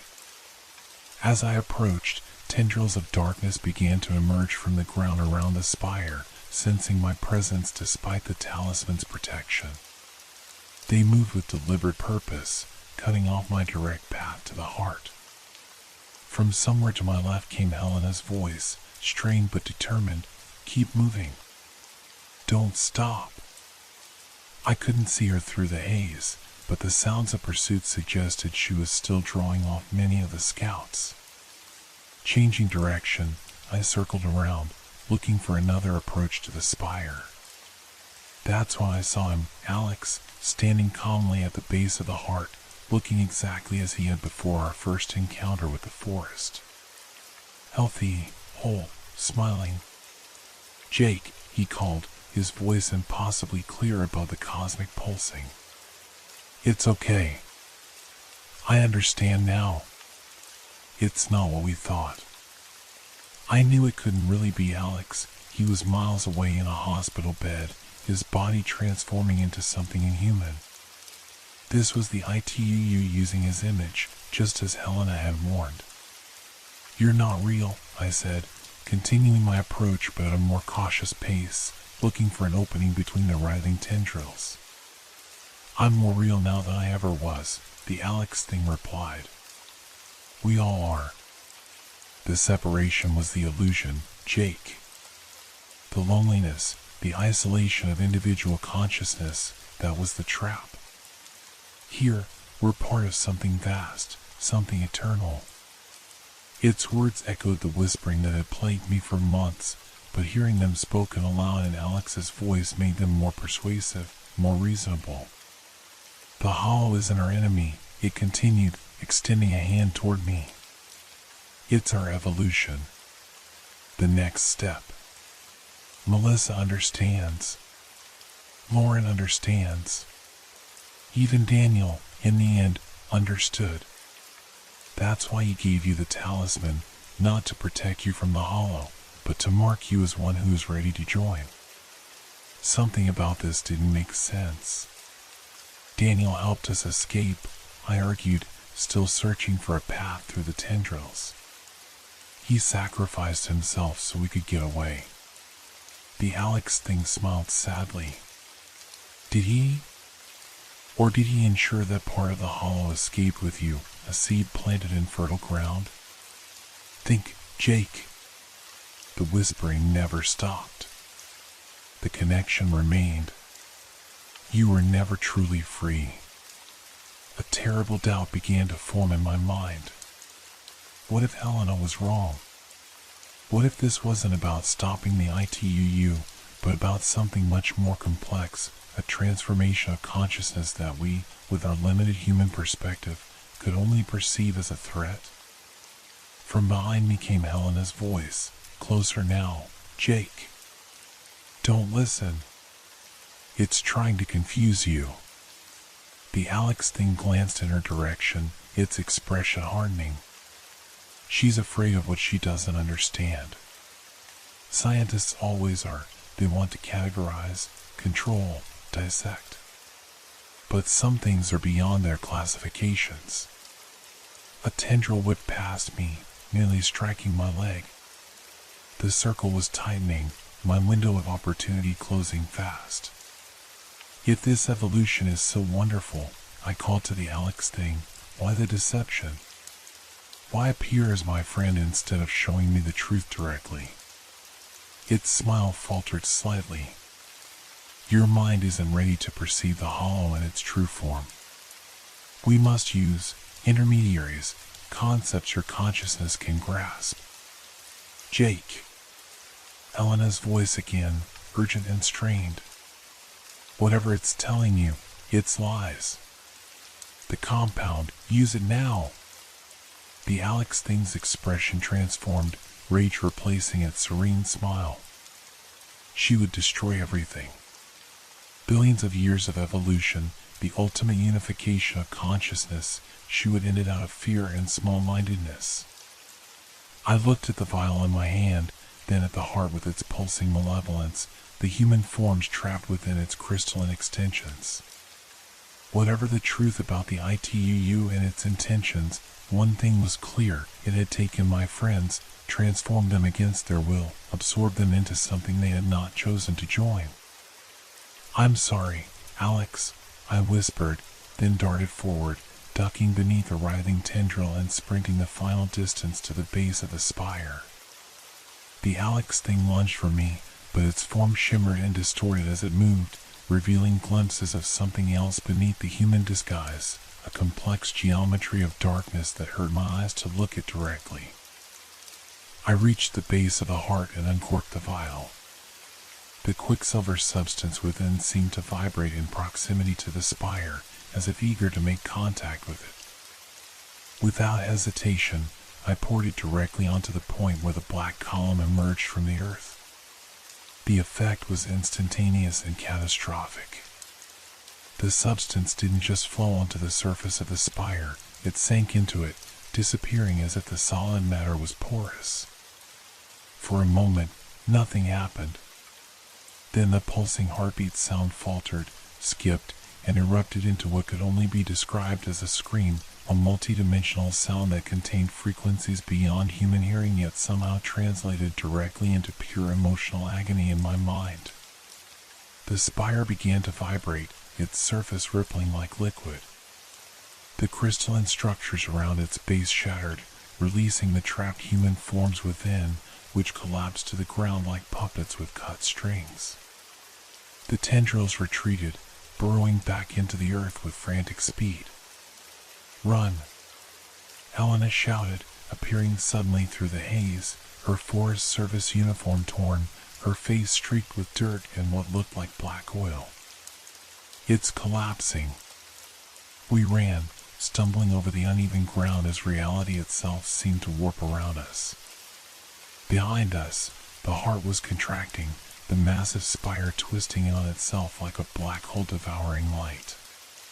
The screaming sound intensified, becoming a physical force that pushed against us, trying to drag us back toward the collapsing center. I glanced back once and immediately wished I hadn't. The depression had transformed into something my mind couldn't properly process, a vortex of non-Euclidean geometry, where angles and dimensions that shouldn't exist in our reality were folding in upon themselves. At its center, where the heart had stood, was a singularity of perfect darkness, neither solid nor liquid nor gas, but something that existed in opposition to everything I understood about matter and energy. And surrounding this singularity were the scouts, not in their humanoid forms, but revealed in their true nature, complex patterns of light and information being drawn inexorably back toward the collapsing breach between dimensions. "Don't look," Helena shouted, grabbing my arm and pulling me forward. "It will trap your consciousness." We reached the ridge and half ran, half tumbled down its outer slope, the stream just visible ahead through the trees. Behind us, the forest was coming apart, trees uprooting themselves, the ground rippling like water, the sky above the depression darkening as if a localized eclipse was occurring. We splashed into the stream, its cold water shocking me back to full awareness.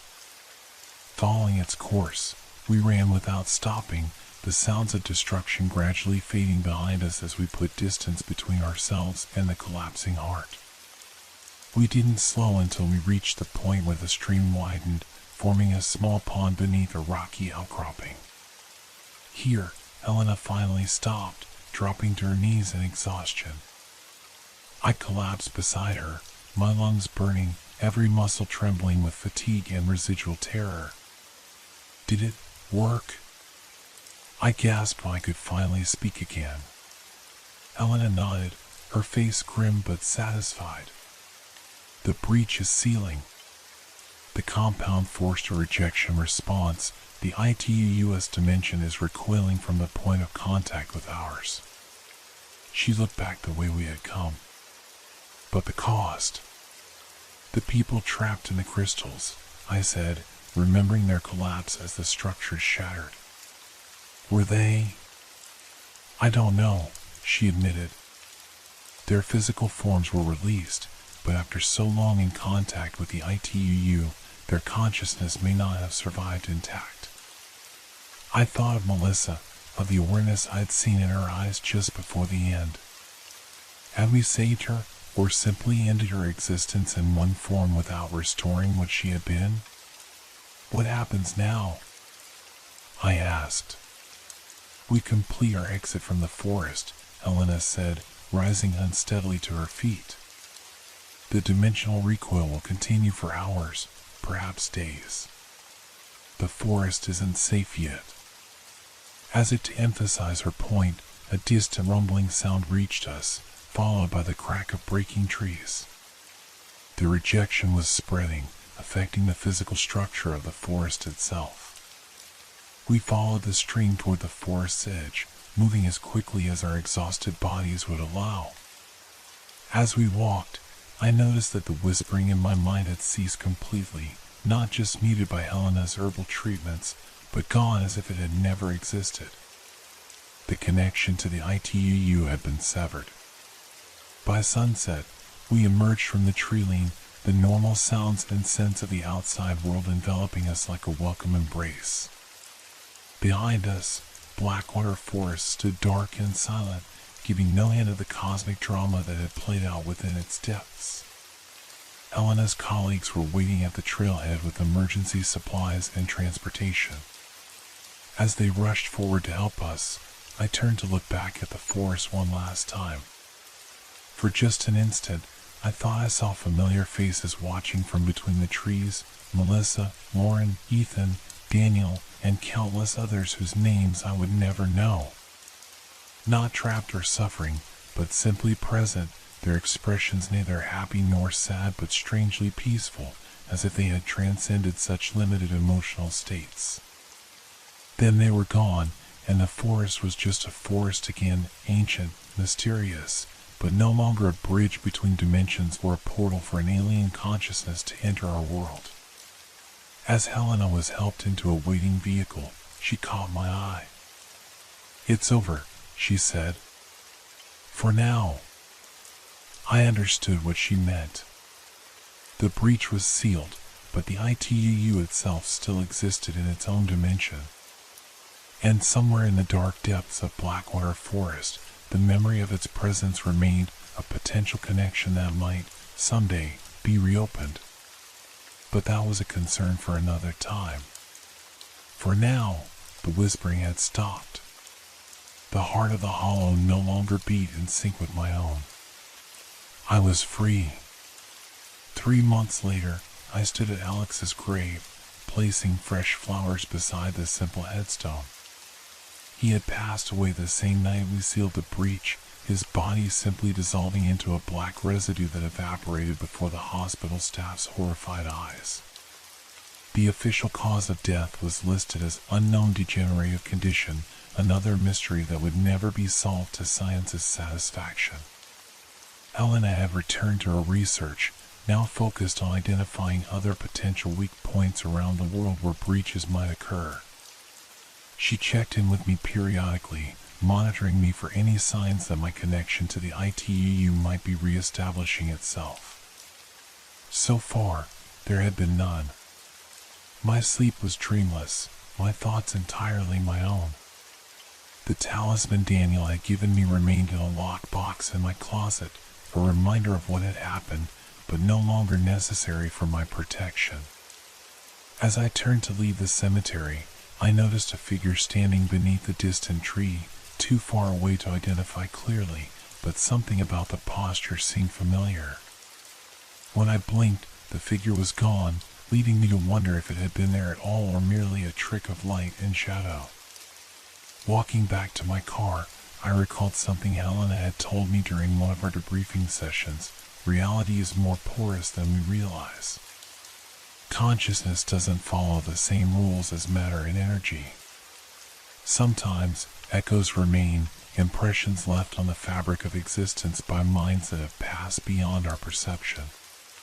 Perhaps that was all it was, an echo, a memory, a ripple in the pond of reality left by events too vast for human minds to fully comprehend. Or perhaps, somewhere in dimensions adjacent to our own, the ITUU still pulsed with alien life, still collected consciousness, still waited patiently for another opportunity to bridge the gap between its reality and ours. As I drove away from the cemetery, I cracked my window, letting the fresh spring air fill the car. For the first time since entering Blackwater Forest almost a year ago, I felt truly present in my own life, my own consciousness, singular, limited, but precious in its uniqueness. And if, occasionally, I dreamed of a vaster awareness, a connection to something beyond individual existence, well, that was simply part of being human, of wondering about our place in a universe far stranger and more complex than we could possibly imagine. The heart of the hollow had stopped beating in our world.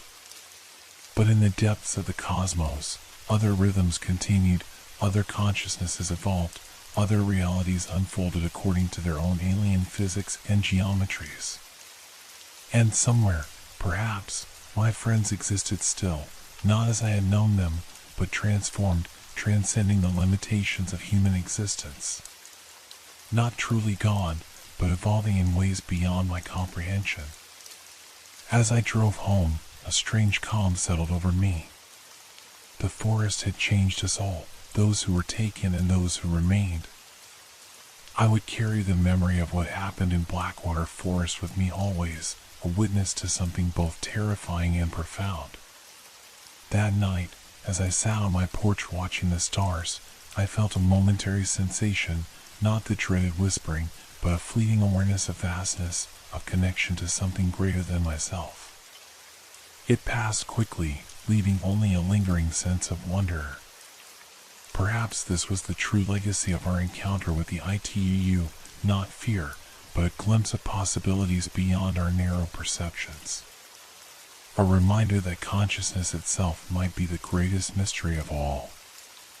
I touched the scar on my wrist, a permanent reminder of my journey to the heart and back. Whatever waited in the spaces between dimensions would remain there, at least for a generation. And in that time, perhaps humanity would grow wise enough to understand what truly awaited us at the threshold between realities. Until then, I would live, I would remember, and I would watch the edges of Blackwater Forest, guardian of a secret too vast for most to comprehend, but which I could never again ignore. Have you ever felt someone's eyes on you when no one was there? The question had haunted me ever since I arrived in Millbrook.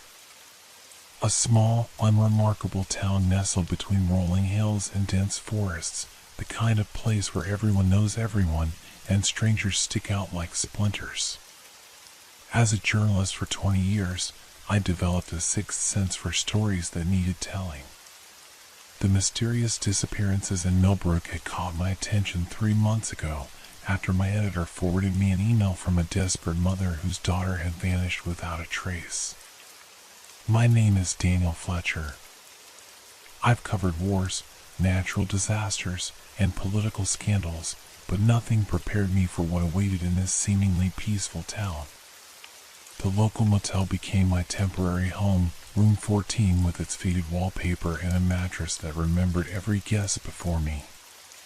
The first night, I arranged my research materials on the small desk by the window, newspaper clippings, photographs of the missing, and a map of Millbrook with red pins marking their last known locations. That was when I first felt it, a subtle shift in the air.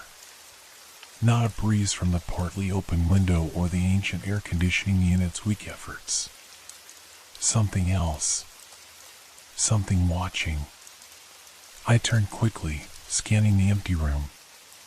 Nothing but shadows cast by the dim lamp on the nightstand. Yet the sensation lingered, like phantom fingers brushing against the back of my neck. Just tired, I muttered to myself, rubbing my eyes. The long drive and the weight of 6 missing people's stories had taken their toll. Sleep came reluctantly that night, interrupted by creaking floorboards outside my door. Each time I jerked awake, heart pounding, only to find the corridor empty when I peered through the peephole. Morning brought temporary relief. Sunlight streamed through thin curtains as I prepared for my first interview with Sheriff Thomas Wells. The local lawman had the weathered look of someone who'd seen enough to be perpetually tired but not enough to be completely broken. These disappearances aren't connected, he insisted, leaning back in his chair. His office smelled of coffee and cigarettes, though an unlit pipe sat on his desk. People leave small towns all the time, Mr. Fletcher.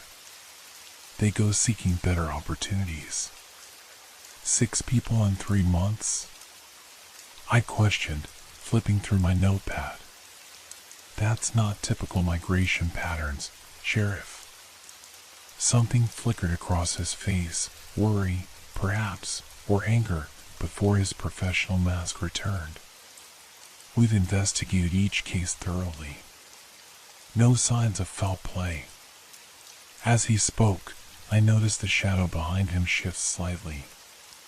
Not with the movement of the ceiling fan, but independently, as if adjusting its position to better hear our conversation. I blinked and it was gone. The sheriff handed me the official reports, remarkably thin folders with basic information and identical conclusions, no evidence of criminal activity. What about Melissa Jenkins? I asked. 22 years old, worked at the local diner, left in the middle of her shift. Her car was still in the parking lot. Young people are impulsive, Wells replied with a shrug that seemed rehearsed. She'd been talking about leaving for months. Probably got a ride with someone passing through. Without her purse? Without telling her mother who raised her alone? The questions remained unspoken as I noticed the sheriff's eyes constantly drifting to the window behind me. Back at the motel, I spread the reports across my bed. 6 people, varying ages and backgrounds, with only one commonality: they had all disappeared without taking any belongings, without any witnesses, without any trace. As dusk settled over Millbrook, I began typing my initial observations on my laptop. The cursor suddenly froze mid-sentence. The screen flickered once, twice, then went black before returning to normal. In that momentary darkness, I saw a reflection in the screen, something tall standing behind me. I spun around, nearly knocking over my chair. Nothing. But the air had changed again, heavier, colder, charged with an energy I couldn't explain. My breath came out in invisible puffs despite the summer heat outside. Tap. Tap. Tap. The sound came from the bathroom. Gentle, deliberate. I approached slowly, heart hammering against my ribs. The door was ajar, darkness spilling from within. Hello? My voice sounded foreign to my own ears. No response, but the tapping continued. With trembling fingers, I pushed the door open fully and flicked on the light. The bathroom was empty. The tapping stopped. I examined every corner, pulled back the shower curtain, checked behind the door. Nothing unusual except for the mirror, fogged as if someone had just taken a hot shower. As I watched, letters began forming in the condensation, drawn by an invisible finger. Leave while you can. I stumbled backward, colliding with the wall. The message remained for several seconds before the condensation evaporated completely, leaving no evidence it had ever existed. That night, I double-locked my door and wedged a chair beneath the handle. Sleep evaded me as I listened to the sounds of the motel, distant television, occasional footsteps, the hum of vending machines. Normal sounds that somehow felt orchestrated, like a performance meant to lull me into a false sense of security. Around 3 in the morning, my phone chimed with a text message. The number was unknown. They're watching you too now. Don't trust what you see. I tried calling the number, but an automated voice informed me it didn't exist. As dawn approached, exhaustion finally claimed me.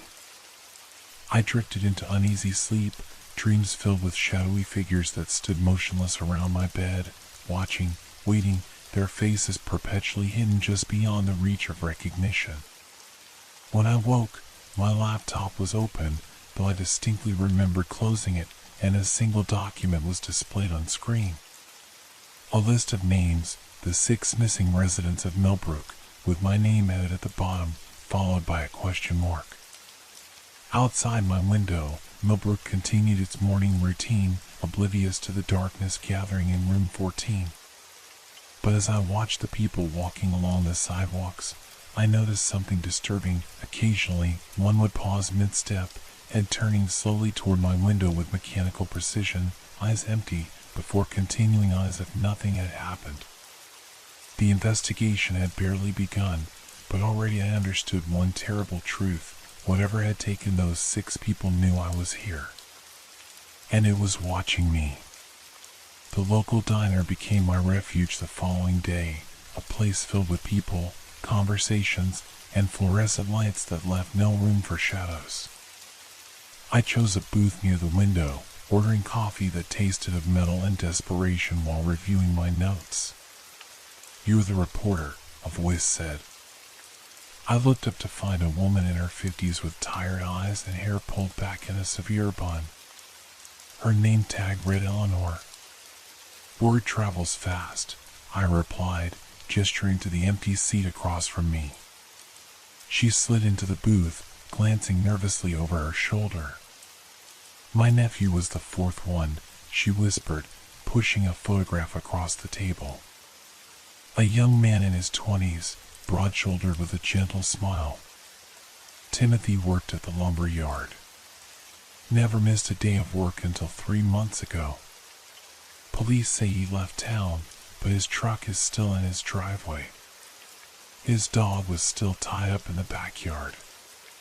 Eleanor's hands trembled as she retrieved the photo. The day before he disappeared, Timothy told me he felt like someone was following him. Said he could feel eyes on him everywhere he went. My skin prickled. Did he report it? She laughed bitterly. To Sheriff Wells? Waste of breath. But there's something else. She leaned closer. Timothy took pictures. Said he caught glimpses of whatever was stalking him. He sent them to my phone the night he vanished. Eleanor pulled out her phone, scrolled through it, then frowned. They were right here. I never deleted them. She continued searching, becoming increasingly agitated. This doesn't make sense. They're gone. I felt the familiar sensation creeping up my spine, that cold awareness of being observed. Slowly, I turned toward the window and froze. A man stood on the sidewalk outside, staring directly at me. Unnaturally still among the moving pedestrians. Our eyes met, and his lips curved into a smile that never reached his eyes. Eleanor, I said, not looking away from the figure. Do you know that man? When she didn't answer, I turned back. The seat across from me was empty, as if Eleanor had never been there. My coffee cup sat alone on the table. Excuse me, I called to a passing waitress. The woman who was just here. Sir? The waitress looked confused. You've been sitting alone since you arrived. A cold weight settled in my stomach. Her name is Eleanor. She works here, doesn't she? The waitress shook her head. No one by that name works at this diner. I looked back to the window. The man was gone. That afternoon, I drove to the address listed for Timothy in the police report. A small house on the outskirts of town, paint peeling from its wooden exterior. No truck in the driveway. No dog in the yard.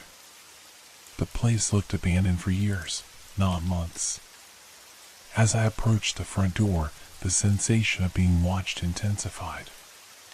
Every window of the house seemed to conceal a face, every shadow harbored movement just beyond my perception.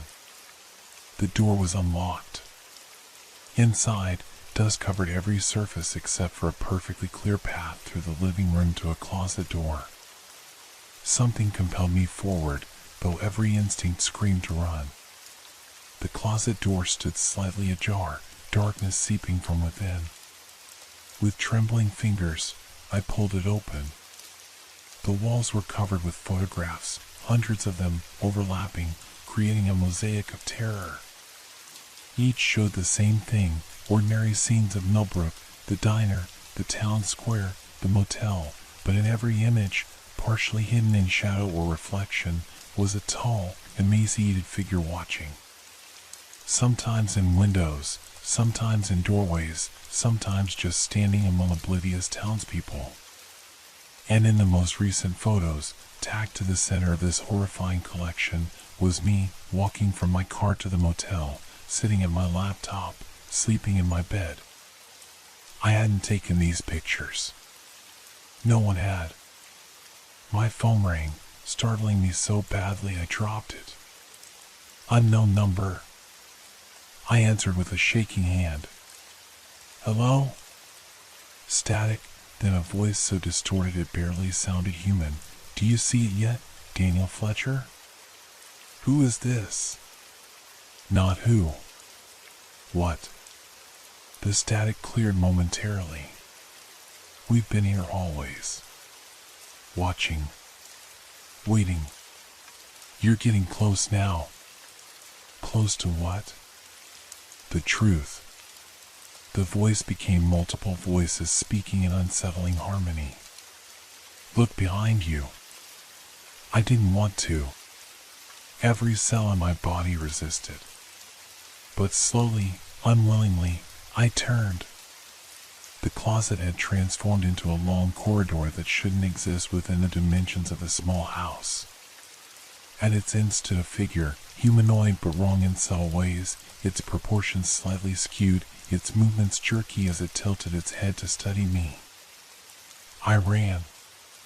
Out of the house, to my car, fumbling with keys as cold sweat drenched my shirt.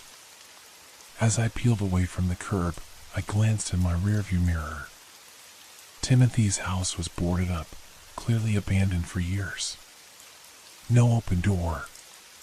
No closet turned corridor. That night in my motel room, I tried calling my editor.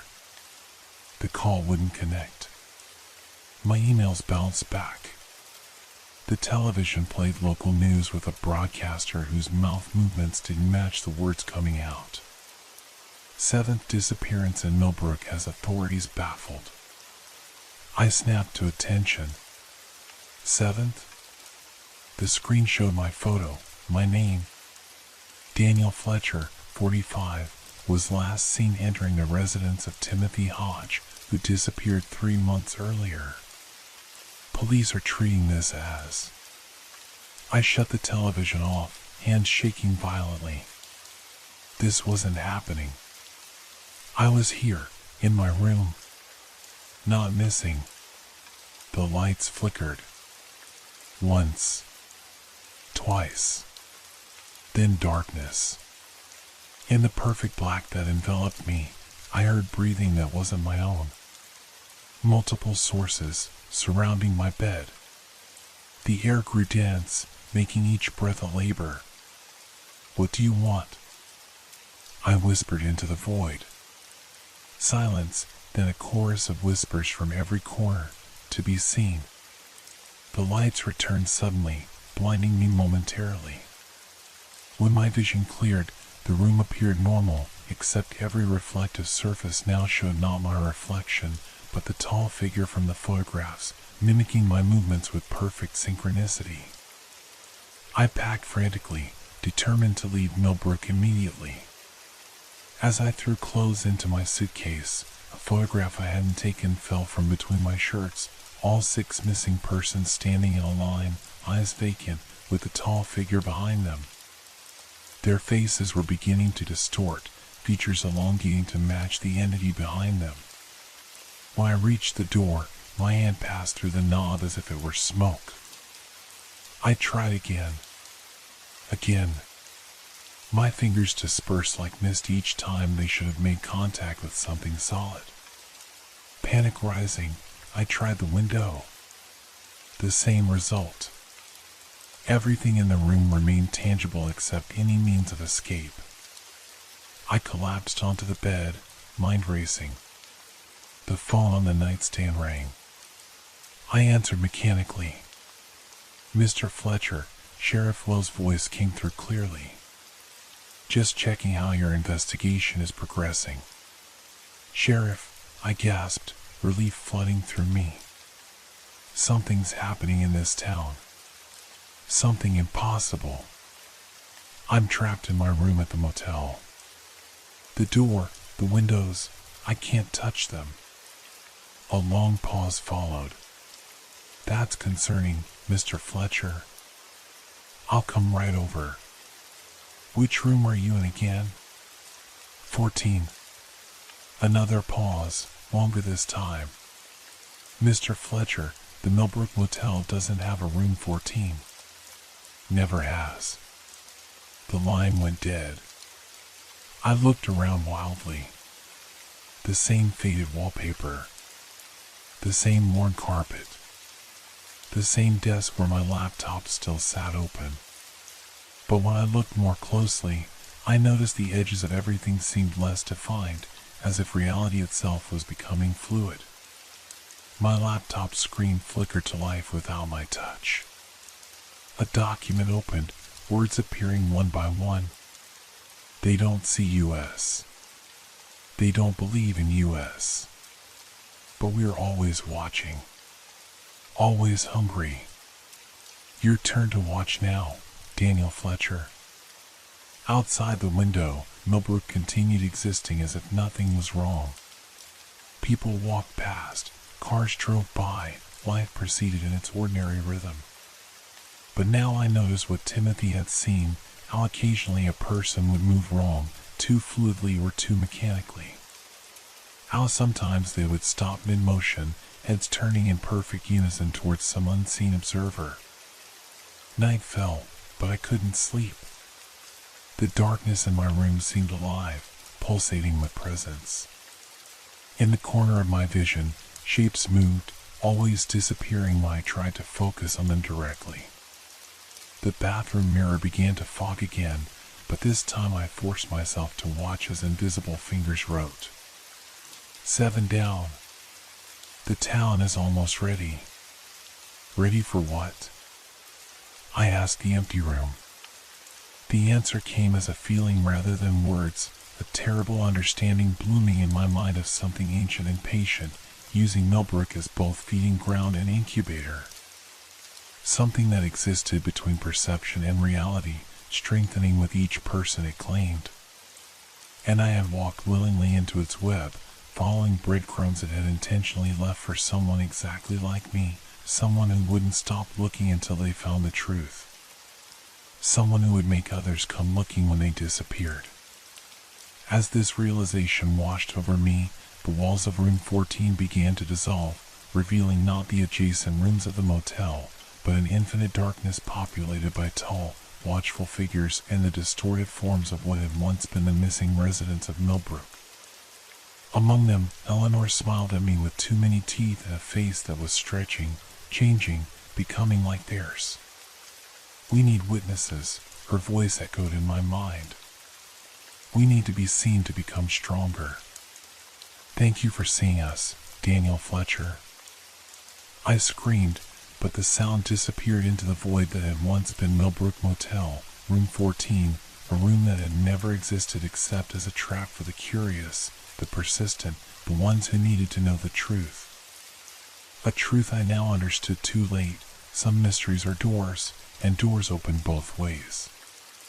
Morning arrived without sunrise. The darkness retreated not from light but merely thinned, like ink diffusing in water. My room had reconstituted itself overnight, walls solid again, door functional, window offering a view of Millbrook that seemed almost normal. Almost. Colors appeared slightly desaturated, as if the town existed under a faint filter. People moved with subtle rawness, some too quickly, others with an underwater slowness. And everywhere I looked, I caught glimpses of the watchers, tall figures that vanished when directly observed but multiplied in peripheral vision. I tried the door. It opened this time.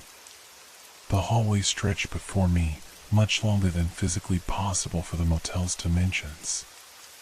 Room numbers ascended sequentially, 15, 16, 17, though I distinctly remembered being on the ground floor with only 12 rooms total. Despite every survival instinct screaming against it, I walked the impossible corridor. Each footstep echoed too loudly, then not at all, sound behaving by rules I couldn't comprehend. At room 23, I heard sobbing. I knocked gently. Hello? The crying stopped instantly. Silence hung heavy for 3 heartbeats before a voice replied, a child's voice, though distorted as if speaking through water. Are you real? My throat constricted. I think so. My name is Daniel Fletcher. I'm a journalist. The new one, the voice acknowledged. They're very excited about you. You see more than the others did. Who are you? I asked, leaning closer to the door. Lisa Matthews. I was the first. 4 months ago. The voice shifted, aging decades and seconds. Though time moves differently here, it feels like centuries. Lisa Matthews. The missing 16-year-old whose disappearance predated my investigation. The one who wasn't in the sheriff's files. Can I help you? I asked, knowing the question was absurd even as I spoke it. Laughter leaked through the door, starting as a child's giggle before deepening into something ancient. No one leaves. Not really. But you could join us properly. Stop fighting it. My hand moved toward the doorknob without my conscious direction. I jerked it back as if burned. Where are they? I whispered. The in-between, Lisa's voice replied, now sounding like multiple voices layered. Not fully in our reality, not fully outside it. They've always been here, watching from the edges of perception. Millbrook sits on a thin place, a boundary where they can reach through more easily.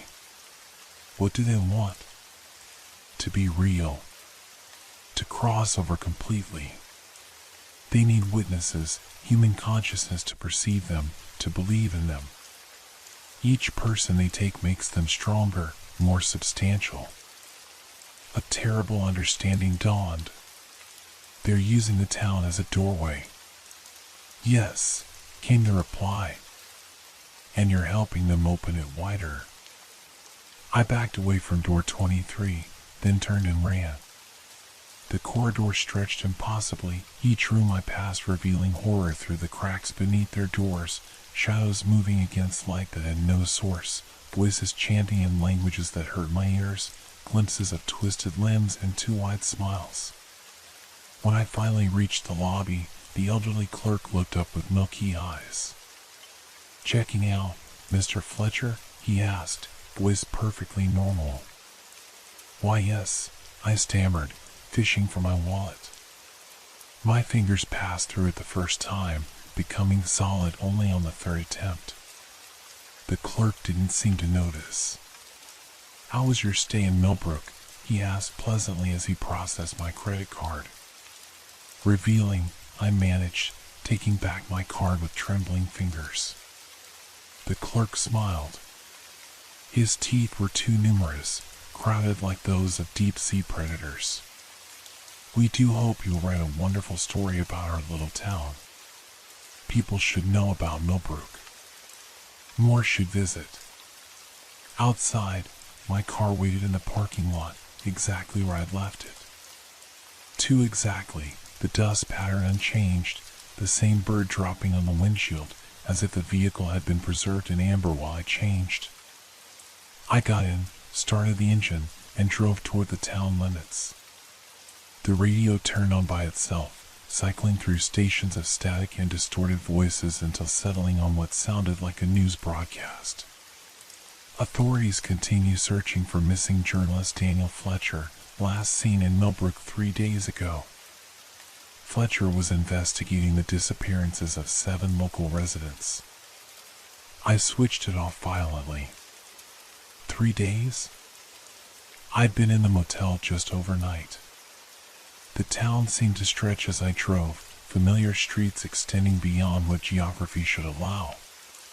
Buildings repeated, sometimes with subtle differences, the diner appearing every few blocks, once with red trim instead of blue, once with its name slightly altered, once with windows filled by pressing faces that all turned to watch my car pass. After 20 minutes of driving what should have been a 5-minute journey to the town limits, I pulled over, panic clawing at my throat. The road ahead shimmered like a mirage, buildings beyond it blurring into indistinct shapes. My phone buzzed with a text message. There's another way out. Find the truth first. Eleanor. The woman from the diner who allegedly didn't exist. I drove to the sheriff's office, a building that now stood impossibly tall, its upper floors vanishing into low clouds. Inside, everything appeared normal, though the secretary's fingers clicked her keyboard without making contact with the keys. "Is Sheriff Wells in?" I asked, trying to keep my voice steady. "He's expecting you," she replied without looking up, her movements slightly out of sync with her words, like a poorly dubbed film. The sheriff's office door stood open. Inside, Wells sat exactly as he had during our first meeting, as if he hadn't moved in days. "Mr. Fletcher," he greeted me. "Found anything interesting in your investigation? What's happening in this town?" I demanded, remaining in the doorway. "What are these things?" Wells smiled sadly. "You wouldn't believe me if I told you. Try me." He gestured to the chair opposite his desk. I remained standing. "Millbrook has always been special," he began, his voice oddly detached. "Founded in 1876 near what the native tribes called the Watching Place, a location they avoided. The founders dismissed the warnings as superstition." He chuckled. "We all make mistakes. The disappearances started the moment the town was established. 1 or 2 every decade. Always explained away. A runaway wife. A man with gambling debts. A child lost in the woods." Wells rubbed his eyes. "But they've never taken so many, so quickly. Something's changed. They're getting stronger. And you've done nothing to stop it?" Wells looked at me directly, his eyes momentarily clear of the fog that seemed to hang over the town. "I've tried. For 20 years as sheriff, I've tried. Brought in experts, psychics, priests. Some disappeared immediately. Others left thinking I was crazy." His expression hardened. "And some joined them willingly." "Joined who?" "The Watchers. The in-between. The things that have always lingered at the edges of reality." He opened his desk drawer, removing a leather-bound journal. "My predecessor kept records. His predecessor before him. Every sheriff of Millbrook has known and tried to fight it in their own way." He pushed the journal across the desk. I hesitated, then took it. The pages contained accounts dating back to the town's founding, missing persons, strange sightings, failed attempts at exorcisms and rituals. "Why don't you leave?" I asked, looking up from the journal. Wells smiled without humor. "Who says I haven't tried?" The realization hit me cold. "You're trapped too. Everyone in Millbrook is trapped, Mr. Fletcher. Some just don't know it yet." He leaned forward. "But you're different. You can still see the differences, the wrongness. Most residents lost that ability long ago. Their minds adapted, filtered out the impossible to preserve sanity. How do I get out? Find what they're protecting. The center. The doorway works both ways. They're coming through, but someone with enough awareness might push back." A noise from outside interrupted us, a low humming that vibrated through the building. Wells looked toward the window with fear. "They know we're talking. Go now. Find the center." He pressed a key into my palm. The records building behind the town hall. Basement level. Hurry. Outside, the sky had darkened to twilight, though my watch showed only 2 in the afternoon. The town had changed again, buildings now crowded too closely together, leaning toward each other like eavesdroppers. Faces watched from every window, some human, others clearly not. The streets shifted as I drove, familiar routes suddenly ending in walls or circling back on themselves. After the third attempt, I abandoned the car and continued on foot, using the distorted church spire as a landmark to orient myself toward the town center. The town hall stood in the square, its architecture a disturbing blend of styles, colonial facades with Gothic towers, modern glass sections melting into Victorian gingerbread trim. The records building behind it was small, unassuming, and unnaturally still amid the subtle rawness affecting everything else. The key worked. Inside, motion-activated lights flickered on, revealing shelves of bound records and filing cabinets. A stairwell in the corner led down. The basement was colder than physics should allow, my breath clouding despite the summer heat outside. A single bulb illuminated a circular room with a pedestal at its center. On the pedestal lay a book, massive and ancient, its cover made from some material that wasn't quite leather. As I approached, whispers filled the air, hundreds of voices speaking simultaneously in urgent tones. The pages of the book flipped open by themselves, stopping near the middle. Names filled the pages, thousands of them, some faded to near invisibility, others bright as if freshly written. At the bottom of the right page, 6 names glowed with a faint luminescence, the missing residents of Millbrook. Below them, partially formed, was my own name. Understanding washed over me in a cold wave. This wasn't a record of those taken, it was a catalog of those being transformed, souls in transition from human to other. The book wasn't documenting the process, it was facilitating it. And it was far older than Millbrook itself. The town wasn't built near a thin place. The town was created by these entities as a feeding ground, a harvesting mechanism disguised as a community. Every disappearance strengthened them, every investigation pulled more potential victims into their web. I reached toward the book, compelled by some instinct I couldn't name. The moment my fingers touched the page, agony lanced through my body. Visions flooded my mind, the true Millbrook, the real one, long abandoned after a mysterious illness emptied it decades ago. The Millbrook I'd been investigating was a construct, a ghost town animated by collective belief and ancient hunger. The Watchers had created a perfect trap, a mystery that would continuously attract those who needed to solve it, each new investigator becoming part of the cycle, feeding the entity that grew beneath and between the facades of normality. The whispers crescendoed to screaming. The walls of the records room became transparent, revealing the tall figures surrounding the building, their elongated forms undulating with anticipation. I understood what I had to do. With tremendous effort, I grasped the page with my name and tore it from the book. Pain exploded behind my eyes as reality itself seemed to rebel against my action. The page burned in my hand without fire, turning to ash that blew away in a wind that shouldn't exist indoors. The book began to bleed black fluid from between its pages. The screaming intensified, no longer whispers but full-throated howls of rage.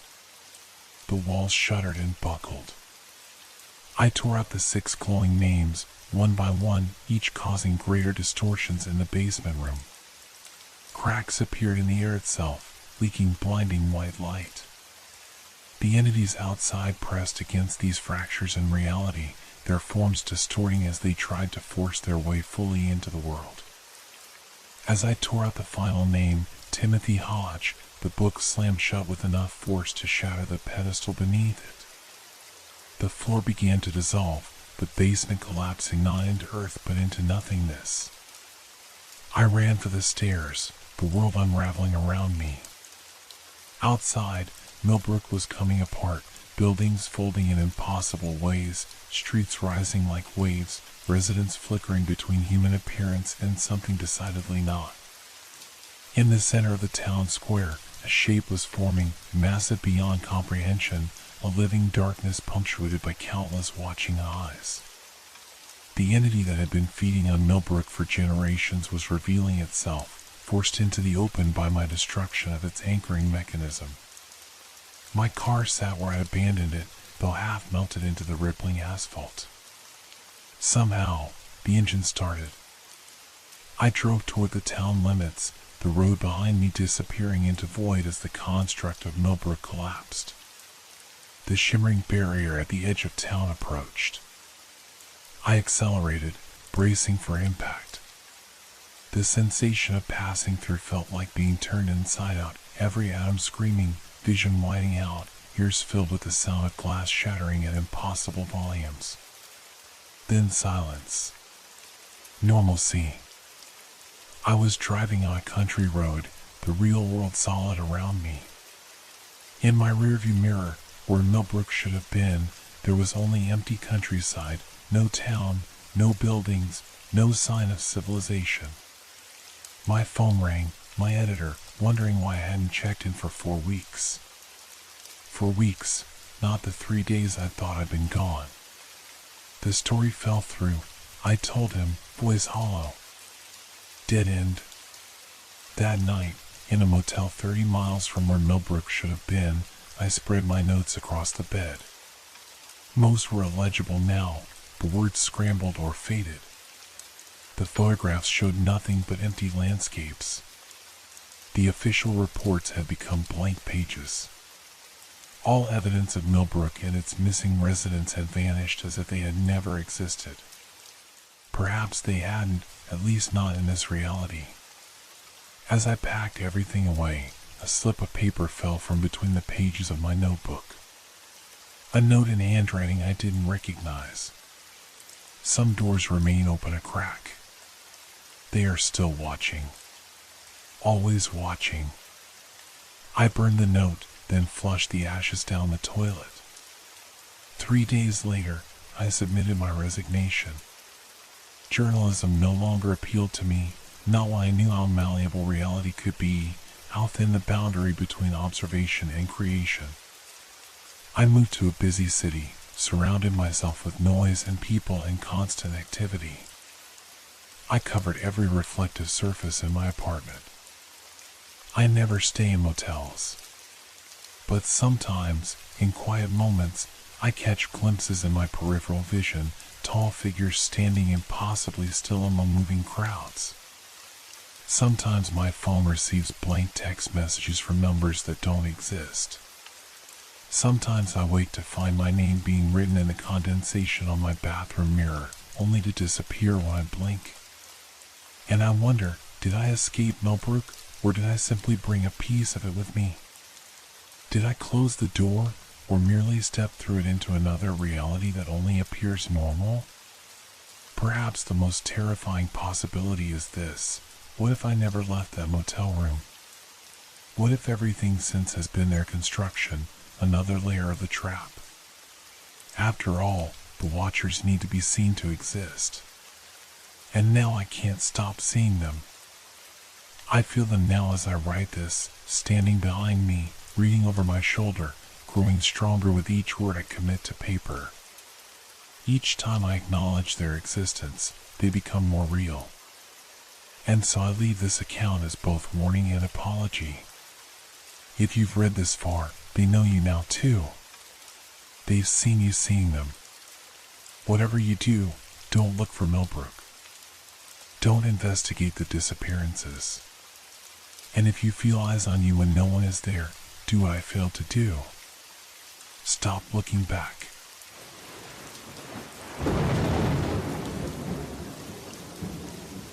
Hope your dreams are filled with fear. Good night.